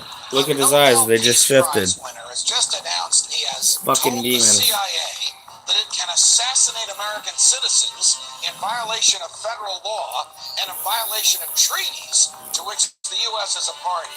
They don't write these laws not to use them. I mean, where does he get this power? It's a huge change of presidential powers that has occurred because of right. It's totally constitutional. It's the one thing to kill anybody without the due process of law and have it kill it. Are you kidding me? Anytime bombs are used to target innocent civilians, it is an act of terror. What the hell does that make you, Mr. President? President Obama has used more targeted killings than the Bush administration ever did. When the president can kill whoever he wants, then he's not a president anymore. He's a king. The United States just 50, 60 years ago was the example of the world for freedom. Now you notice our criminal government never criticizes Russia or China anymore because they can't.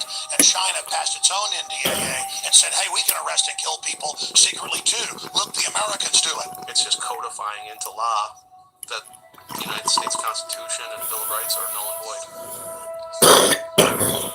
Sorry. What this can be used for later on, because there's a reason you don't chip away liberties, because at some point you end up with a tyranny. The minute you stop fighting for that freedom, it's going to diminish and ultimately disappear. And once it's gone, we're not going to get it back. I got 3 kids. I want them to grow up with freedom. Don't you want your kids to have freedom? They're not going to have it. What I don't understand is how come more people aren't willing to do it when it's so clearly People don't see it. It's like boiling a fucking frog. Slowly. Slowly turn up the heat, he'll never jump out. Or to submit. I support it completely. You support it completely? So indefinite detention for Americans and assassination of Americans? Absolutely. Because Obama said it. Absolutely. All right. Happy 4th of July. Why should people give a shit? Well, because this is our country. This is our home. And we have rights given to us by the Constitution. I think how about our God-given rights, mate? Our privileges Constitution, that's great. Rather than My God-given right. essentially God-given rights. There you go, mate. Good job. Serve, protect, and defend. Serve, protect, and defend the Constitution of the United States. How did we ever let this demon? God had to have him for a reason. But I think it is an imperfect document, and I think it is a document that reflects some deep flaws in. No, yeah, no, that is the funny thing is, like, no, Nazis were straight left-wing. What's frustrating Oh, yeah. people is that I have not been able to force Congress It's just, implement there's so many things. what I said in 2008. Our founders designed a Yes. system that They were the Workers' Party. Think of that. You know what I mean? Well, you know, but most people don't put it together. That was the whole idea. Your ideas are going to be imposed on other people by force. I'm saying no. It is unacceptable to ever do that. Persuasion and peaceful cooperation is the only sustainable way to get past these problems with society today.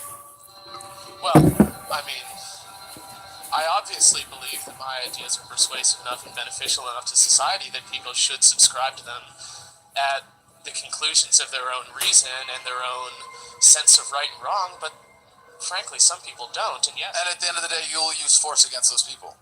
I believe that it's the role of the government to use force. So you won't do it yourself, you'll hire someone else to do it, basically. That's what a government is.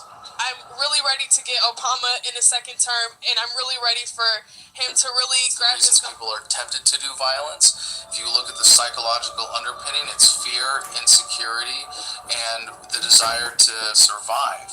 That's why government propaganda is always fear-based, and the gray state is a way to control people, to keep them afraid, to keep them thinking that we need government. Now, I know some people want me to bypass Congress and change the laws on my own. Maybe the idea of doing things on my own is very tempting. So what happens is we see these small erosions of our rights, and we get to the point where people say, well, can't you keep them? Get Obama in a second term, and I'm really ready for him to really grasp his. People are tempted to do violence. If you look at the psychological underpinning, it's fear, insecurity, and the desire to survive. That's why government propaganda is I didn't rewind enough. Sorry. this way to control people, to keep them afraid, to keep them I believe you. It probably is. Now, I know some people want me to bypass Congress and change the laws on my own. Maybe the idea of doing things on my own is very tempting. So what happens is we see these small erosions of our rights, and we get to the point where people say, well, can't you just live with that? If you say, no, I can't.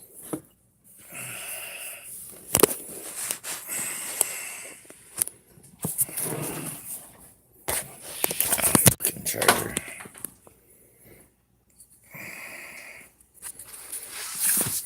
So, you know, what's so funny is in both of these books, it pretty much tells you that it is okay to have slaves and to actually have sex with little children. This one, Talmud, this one has really sick stuff. You know, stuff till you can do whatever you want until there are 3 things like that. This one even has a lot even more disturbing stuff of just the acts that these 2 pathetic, corrupt books are just so fucking sickening. It is nasty. Actually, I shouldn't even let it be next to my Bible. But yeah, they are freaking disgusting. Like, freaking, this thing is awesome.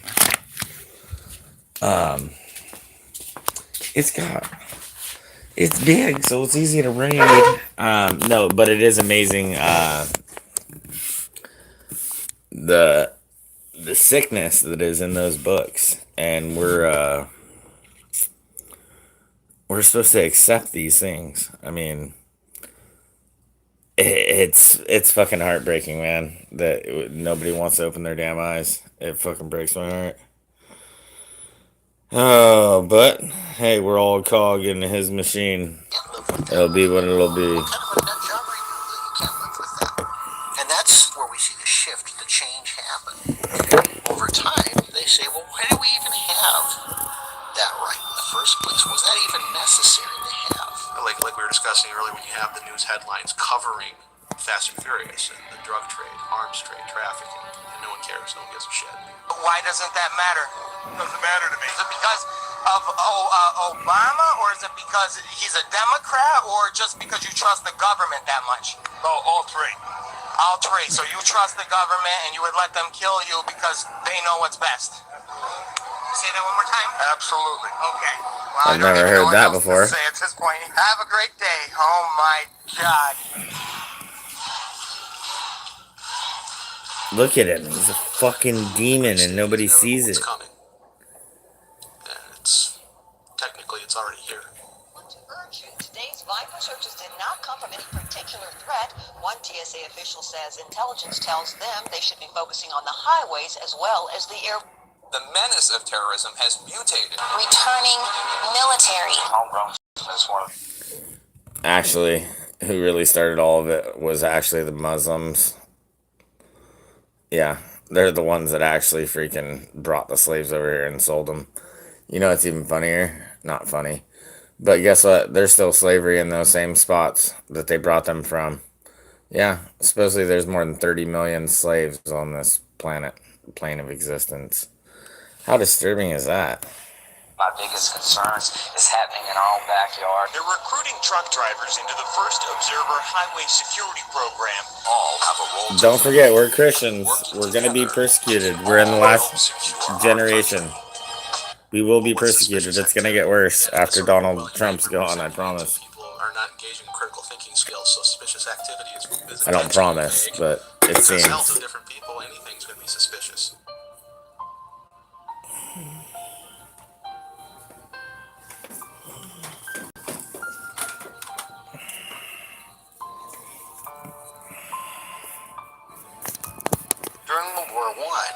there was an organization called the Law and Order League. They would go out on the streets and they would round up men who were the draft age and would force them to prove that they had either fulfilled their draft obligation or were not eligible for the draft. These weren't even agents of the government. These were just people. These people carried badges, and they had all the authority of the federal government behind them.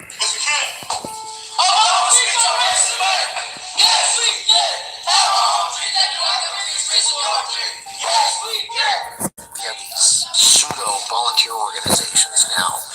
We really haven't defined what their role in all of this is either.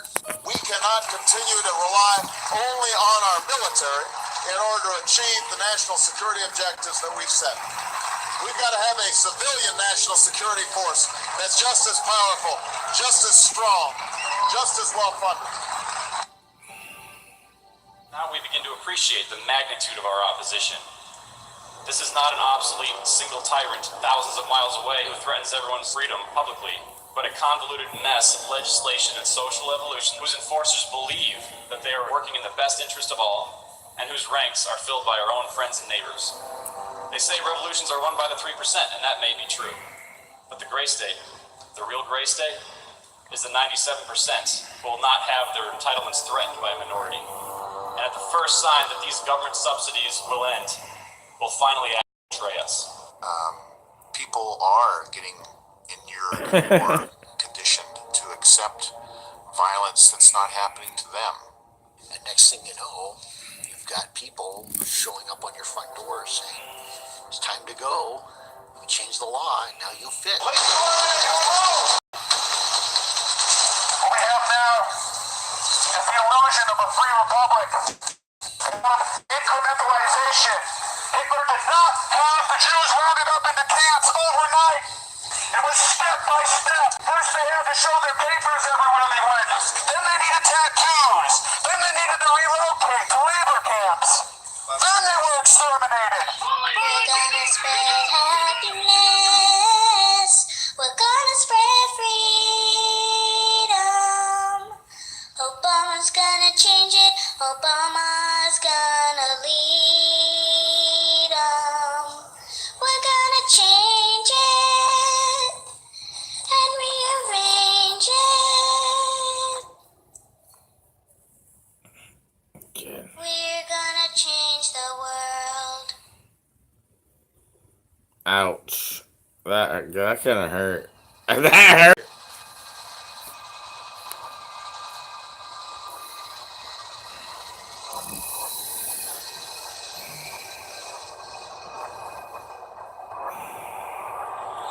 They are prepping for an economic collapse, the likes of which no generation has seen in hundreds of years. It'll get us one way or another.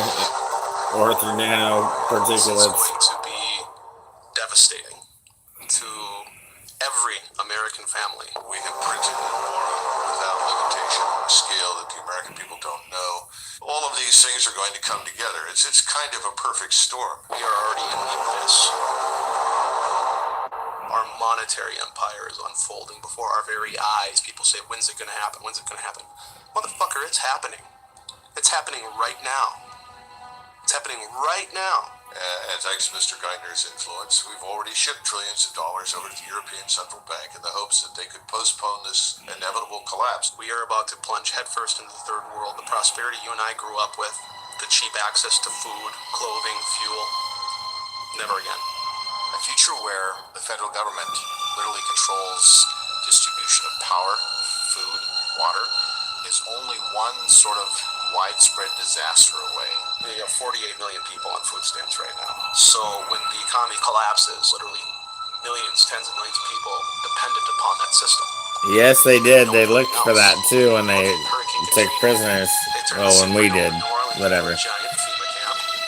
You're right. Out there for 5 days to really make their job and to protect too. That's not what FEMA exists for. They exist for management. Federal emergency management. And there's no better way to manage you than controlling food. And what you're seeing is the various powers of the world positioning themselves on this grand chessboard, like Zbigniew Brzezinski of the Obama administration wrote about.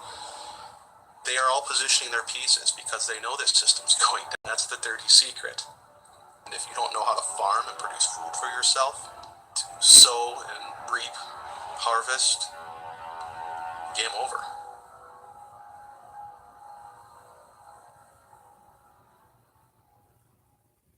We have become decadent. We've become proud. We've become arrogant. And worst of all, we have abandoned our Bill of Rights. We've let them take it. If we allow democracy through negligence and carelessness and the crude ambition for money, power and glory of politicians to be handed away, as we already have in Britain, to a supranational entity which we do not elect and cannot control, then you become just another police state. The freedom of the people will no longer be guaranteed by their own voice and their own vote.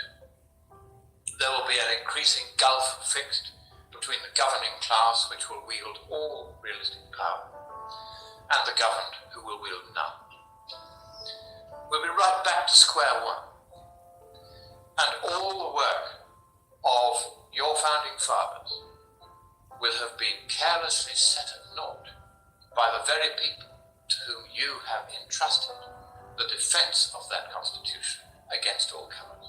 You are violating the sacred oath you have taken. You are listening and obeying orders from tyrants who are taking their orders from the big banksters. Understand what you're doing here today and what it affects throughout history. We are loving you. My name is Mike Vanderbilt. I'm from the great free state of Alabama. And I'm also a 3%er. I believe in free men, free markets, the rule of law under the Founders' Republic, and that the Constitution extends to everyone regardless of race, creed, color, or religion.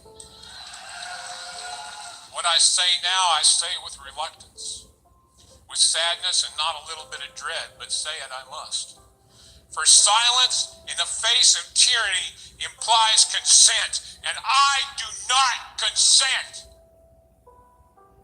We are in an uphill fight, and it is so wildly outside the bounds that at any time we could have another Lexington Green. It could happen any day.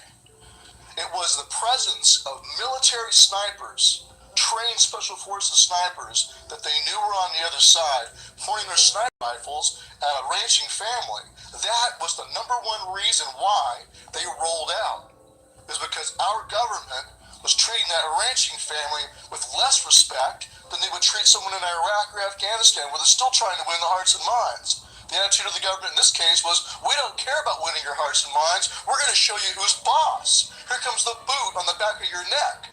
And the message I have for the federal law enforcement that were there, you need to understand how close you were. It was not going to be a Waco, where it's going to be you, well-trained professionals, against untrained men, women, children in a church. It was going to be you against other well-trained American fighters.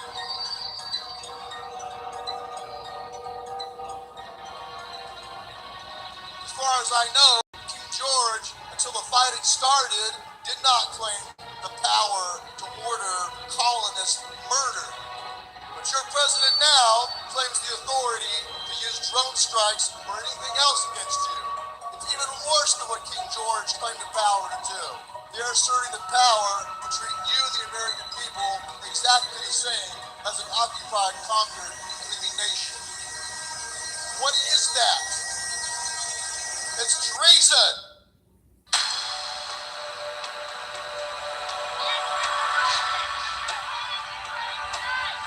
We have three ways to deal with the government.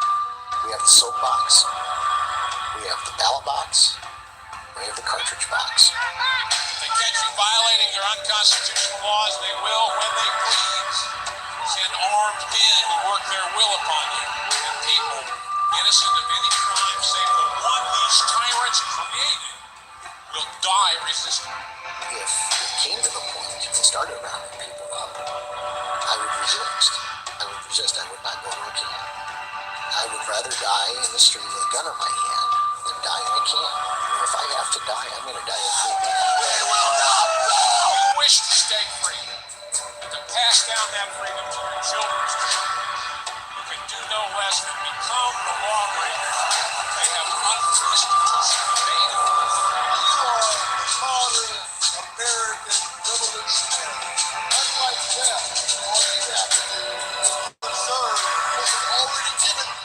by the blood of other patriots. You have to make sure it's not in vain. As long as your heart beats, as long as you draw breath, you have a duty to stand. You will not comply. You will resist. Accept that fact. Embrace it. And resolve to be the very best, most successful lawbreakers you can be. And you will stay free.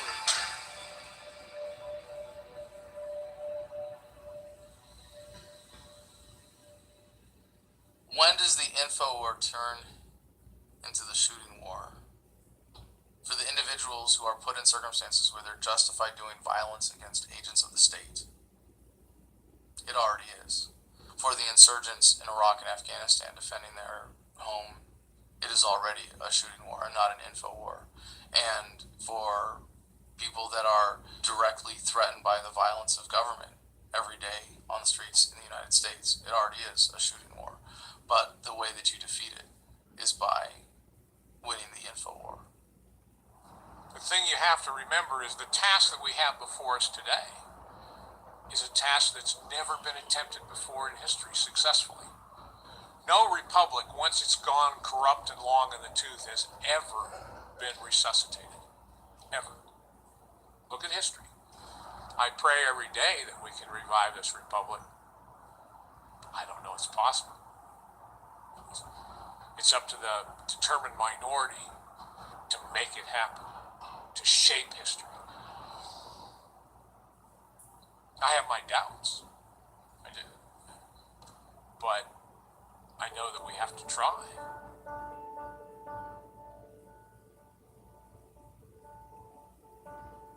But America, you still consist of nothing but free, beautiful, independent human beings, capable of being the alphas of your own lives.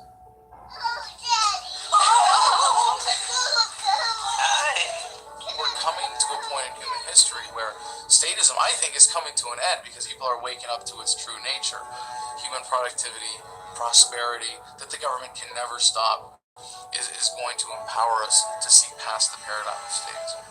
It's down to the conclusion very simply, freedom is popular. It's not my message, it's the message of America. Zen libertarianism is something that has allowed me to really fully appreciate the epicness of every moment that I am fortunate enough to enjoy on this planet. If you really understand the physics of reality, the fact that every cell in our body is replaced every 7 years, that at the atomic level there is no such thing as matter as much as there is waves of energy that matter is composed of, and of arranging the molecules in your brain to engage in the rest of the world, to be a part of the universe, to enjoy the experience that it is to be a spinning wave of energy, a spiral of light we are as human beings.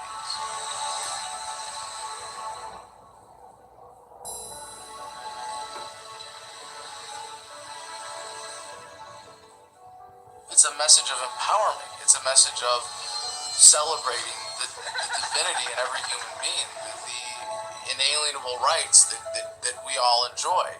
And there is no such thing as government. You can see it for what it is. There's not a police officer, it's just a man in a blue costume with a gun. And the guy in the courtroom isn't a judge who has some superior moral claim to your life. He's just a guy in a black robe. And you're able to see the matrix. You're able to wake up and see all of the code behind the language of society and the way that we think, and to be able to free your mind from that prison of fear and being able to step back and never be caught up in the fears of statism, to be afraid of losing your life, to never be afraid of dying because you come to accept its inevitability. That's Zen libertarianism. We choose to be libertarians because it makes our lives better to embrace the truth. At the end of the day, we all die. We're all going to die. No one gets out of here alive. And so what counts is what we do and who we are. We need to stop trying to wrestle over the government and use the government as a weapon against each other. Okay. We need to say, we're not going to use violence to enforce this. We're not going to use force to enforce this. We're going to settle this in a more civilized manner.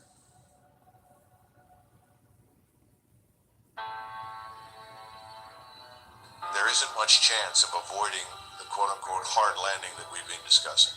It is a precipice that some states have already plunged over, that the federal government threatens to follow. What can you do about it? It's the same thing that's been going on since the beginning of time. We have no power. That's the other lie. The other lie is that these systems can't be wrecked. They can't be wrecked simply by an individual saying no. Let's be a man in America and a woman. All we gotta do is stand up and say no. There will always be someone who wants to be free and is willing to fight to defend that. Human beings need to be free in order to achieve their full potential. Love is the core of this second American Revolution. We do have the power. It would be startlingly easy to reverse all of this, is what people do not understand. The elites in every case always believe they are invincible, and they never, ever are. Regimes always fail, and it's only a matter of time before everything comes crumbling down and new beginning happens.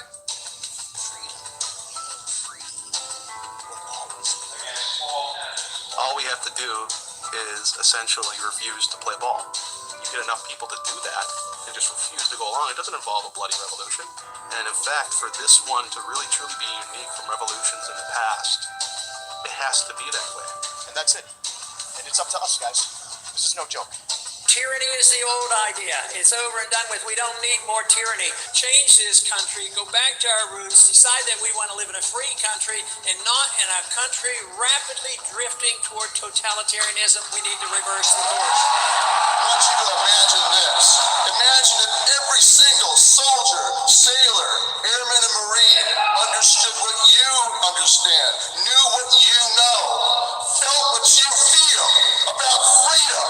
Imagine if they had that conviction in their hearts and in their minds and in their souls to be a warrior for liberty. Would you love them anymore? I'm letting go and releasing this medal because love is the most powerful force that we can employ as human beings on this planet. I don't want us to suffer this again, and I don't want our children to suffer this again. So I'm giving these. We should never doubt that a small group of people who have firm convictions can change the world, because that's the only way it's ever happened before. It's a bright time. It's a hopeful time. I'm looking forward to seeing what happens because they are on the run. You know, we're on the march and the empire is on the run. One drop of truth, as you know, is an antidote to an entire bucket of bull.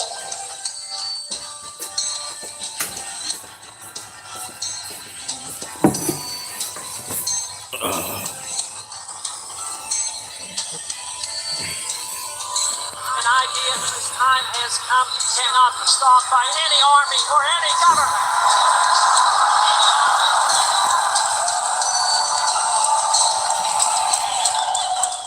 In terms of resistance, say no every chance you get.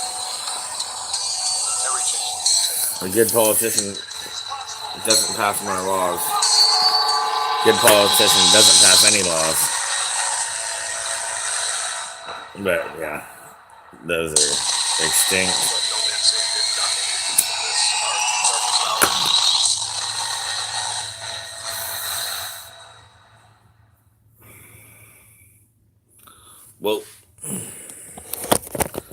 Well, that was interesting, was it not?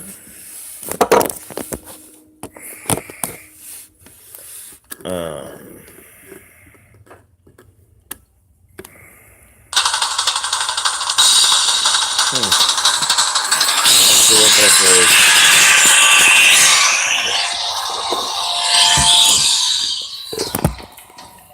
What is the gray state? Are we living in it now? Are we headed towards it? When we survey the American landscape, symptoms of it appear everywhere.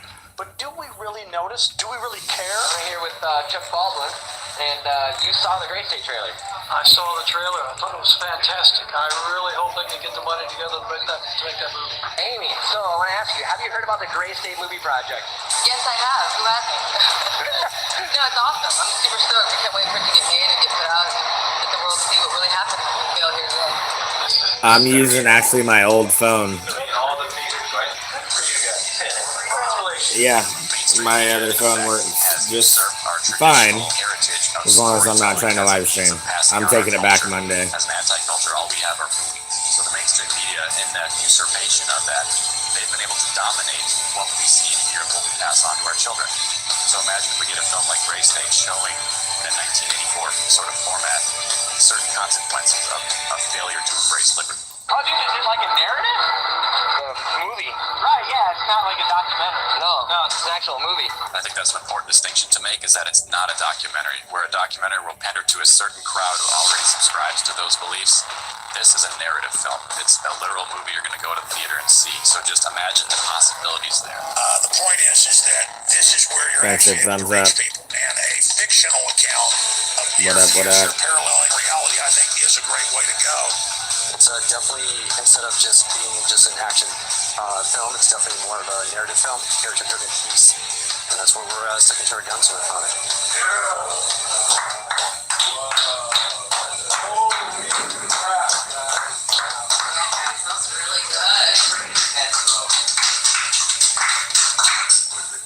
That's pretty good. Definitely, something that Yeah, I hate that he's gone too. see the real life what can happen. But he's not gone. You can find him, but yeah, it sucks. Look at the trailer for this. It's stunning. I've described it to people when they ask me what it's about. I say, well, it's kind of like Red Dawn if instead of the enemy being the Soviets, it was FEMA. Do you think that a movie like this could unite all underneath the kind of idea to be able to overthrow this tyrannical government? It's certainly possible. Yeah, I know. That's what's so irritating. I spent 200 on this. That hour to kind of, that subversive element where you can watch a movie, suspend disbelief. In this case, there's not much to suspend. This is all happening. So, yeah, absolutely. I think movies, music, art, very, very powerful to promote messages of liberty. Everybody can see something in a storyline in a movie and be like, wow, like the Hunger Games thing, the V, all those other big movies. Yeah, a few years ago that was crazy science fiction. Now it's almost foreboding. Well, actually, no one What up? goes there, but that's where it goes. That's awesome. You piece it together and you move music around and you can still move and educate. And you can piss people off, but you won't really scare them too much. You're watching someone get their head beat by a cop. But when you Yeah, no, I know. I haven't done that. I should do that. I think it made him blow up more than anything. You tell somebody they can't listen to something, more people are gonna go see who the hell it is. may not be there on the surface, what would be the final straw? I want to get it out there and get a reaction, let people see it. I thought it was a good thing. It's awesome. I don't want to wait 2 years because it might be coming a lot faster than you think. Exploring a scenario like this from the current paradigm is the only way that you can do it, but it's a very important exercise to look forward and consider that possibility with the hopes of averting it. But at the same time, you have to look at that and go, holy fucking shit, we're halfway there. You just got through watching the trailer for Gray State, and to be honest, it pisses me off that the country's come to this, but both myself and my best friend here are combat Marine veterans, and we're not going to sit here and just take this lying down. How many here have seen the Gray State trailer? That is what's coming down the road. Now, why do I sound so urgent? You know what the NDAA is, don't you? It is the Declaration of War on the American People. That's exactly what it is. Authorizing military force, that's killing you, military detention, and military trial or rendition to some foreign country. That is exactly the kind of abuse of power that led to the first American Revolution.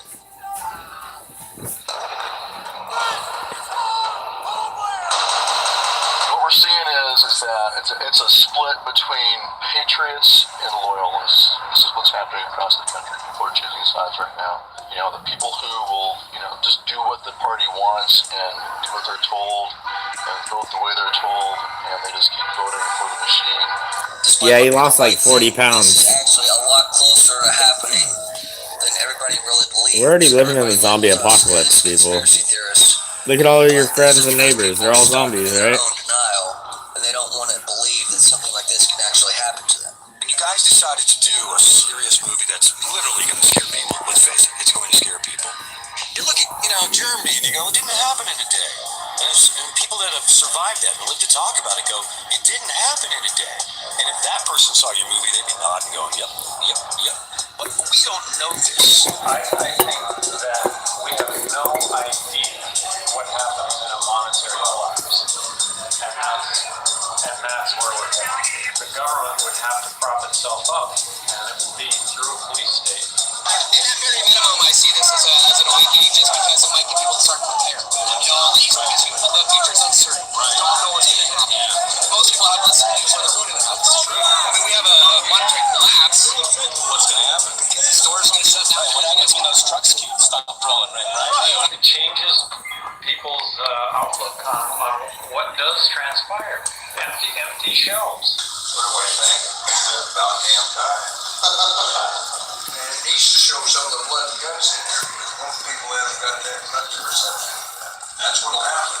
But the feedback has been divided as we knew it would be, because there are people who are like, wow, someone finally is doing this. The rest of the people are like, I don't believe in that. So this is going to be a stupid movie. No, that can't be real, so it's going to be a terrible movie, so I don't want to hear anything about it. But I wonder if they thought the same thing about Toy Story, like, hey, toys don't talk, this movie sucks.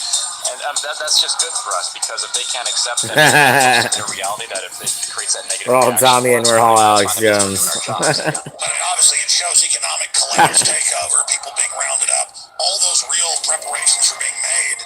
So regardless, just the trailer you've made helps give people kind of an image of where this is going to go. If we just decide that anything in a uniform's God, well, the corrupt system will take that as a signal to move forward. If that's Gray State, we're already like Gray State. I think we all like to think we are. Right? The reality of what can take place. Yeah. I mean, when people have no idea, and nor do I. And this is your project. It's David Mitchell's project. Yeah. But it raises that awareness. I mean, just by looking at the trailer, the concept is awesome. The message of the possible loss of freedom here in our country is something that a lot of Americans just don't like to come to grips with. This movie would help them realize what is at stake and the consequences of it. It's coming. It's coming soon. And when it happens, nobody's going to be ready for it. It's going to be so brutal because we don't pull any punches. This is not our game to pander to the lowest common denominator. We're going to make it as brutal as we possibly can, because that is the reality we're facing. And it's up to the people to help us out. Believe me, the trailer is kick ass. I mean, if you were to walk in a movie theater and see a 2-minute trailer and it was a hack job done by crappy editing and lousy CGI, you would go, what's this piece of shit? That's not what you will say when you see the 2-minute teaser. And what the reason they put that together and they did that hard work is because, again, these guys got to do it on their own dime, and that means we can help them out. Maybe, Bubble listeners and, of course, Dangerous Conversation and Radio Isle listeners can hit their website, get on that PayPal, or we'll find out how they can drop them a dime or two. So if you go to indiegogo.com/GrayStateMovie, you're actually buying something. You're going to get these shirts, you're going to get some props, you're going to get posters, but you're going to contribute to the film. And the number one thing is that we need all of that grassroots support to funnel into something like Indiegogo, so we can actually harness on the hype while it's there. What do I think? Yeah, let's get her out. That's not it. When did you guys start working on this? 2 years ago. I was going to say, you guys need to get baseball to see. That's why I'm here. Well, no, the fight is at its core spiritual, and you'd have to be in deep denial and delusion spiritually now to not know that the shadows are getting long here. I know that I'm speaking to people who are awake, and I know that I can count on your support. Gray State has already been described as a prophetic look into a terrifying future, but I appeal to you here today to help us prove them wrong. For a united effort, we keep this film in the fiction section. Every new person we reach is a new network. Out of every 100 people who see the trailer, maybe one person chips in $5. So if we get the trailer seen by 1 million people, then I'm not too good at math, but that's probably $10 at least. Google Gray State Movie, definitely. Google Gray State Movie. It'd be awesome. We gotta hurry up and get this going because I want to be alive when the shit goes now. The anxiety's getting to me. I know they got a few more stints they can put in me and a few other things to prop me up, but I'm tired of monkey shitting around. Let's get her done. Let's get her done. You don't stop. I haven't seen anything of this. I guess I need to look into it. Gray State. All right. Well, I think we're gonna call it. All right. Thanks for being here, guys. I hope you guys have a good night. I gotta get up in a couple hours and go to work, so I gotta get out of Dodge. But I definitely love you guys. Thank you for being here, and like I said, hope you have a good night.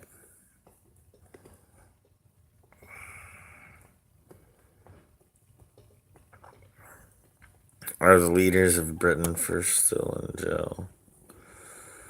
I don't know. I'm got a video of a little Filipino kid butt naked climbing out of the 3rd floor of Buckingham Palace. Yeah, they didn't like it when I put that one out. Yeah, I've never heard about are the leaders of. Yeah, I know. I don't know. All right, later, guys.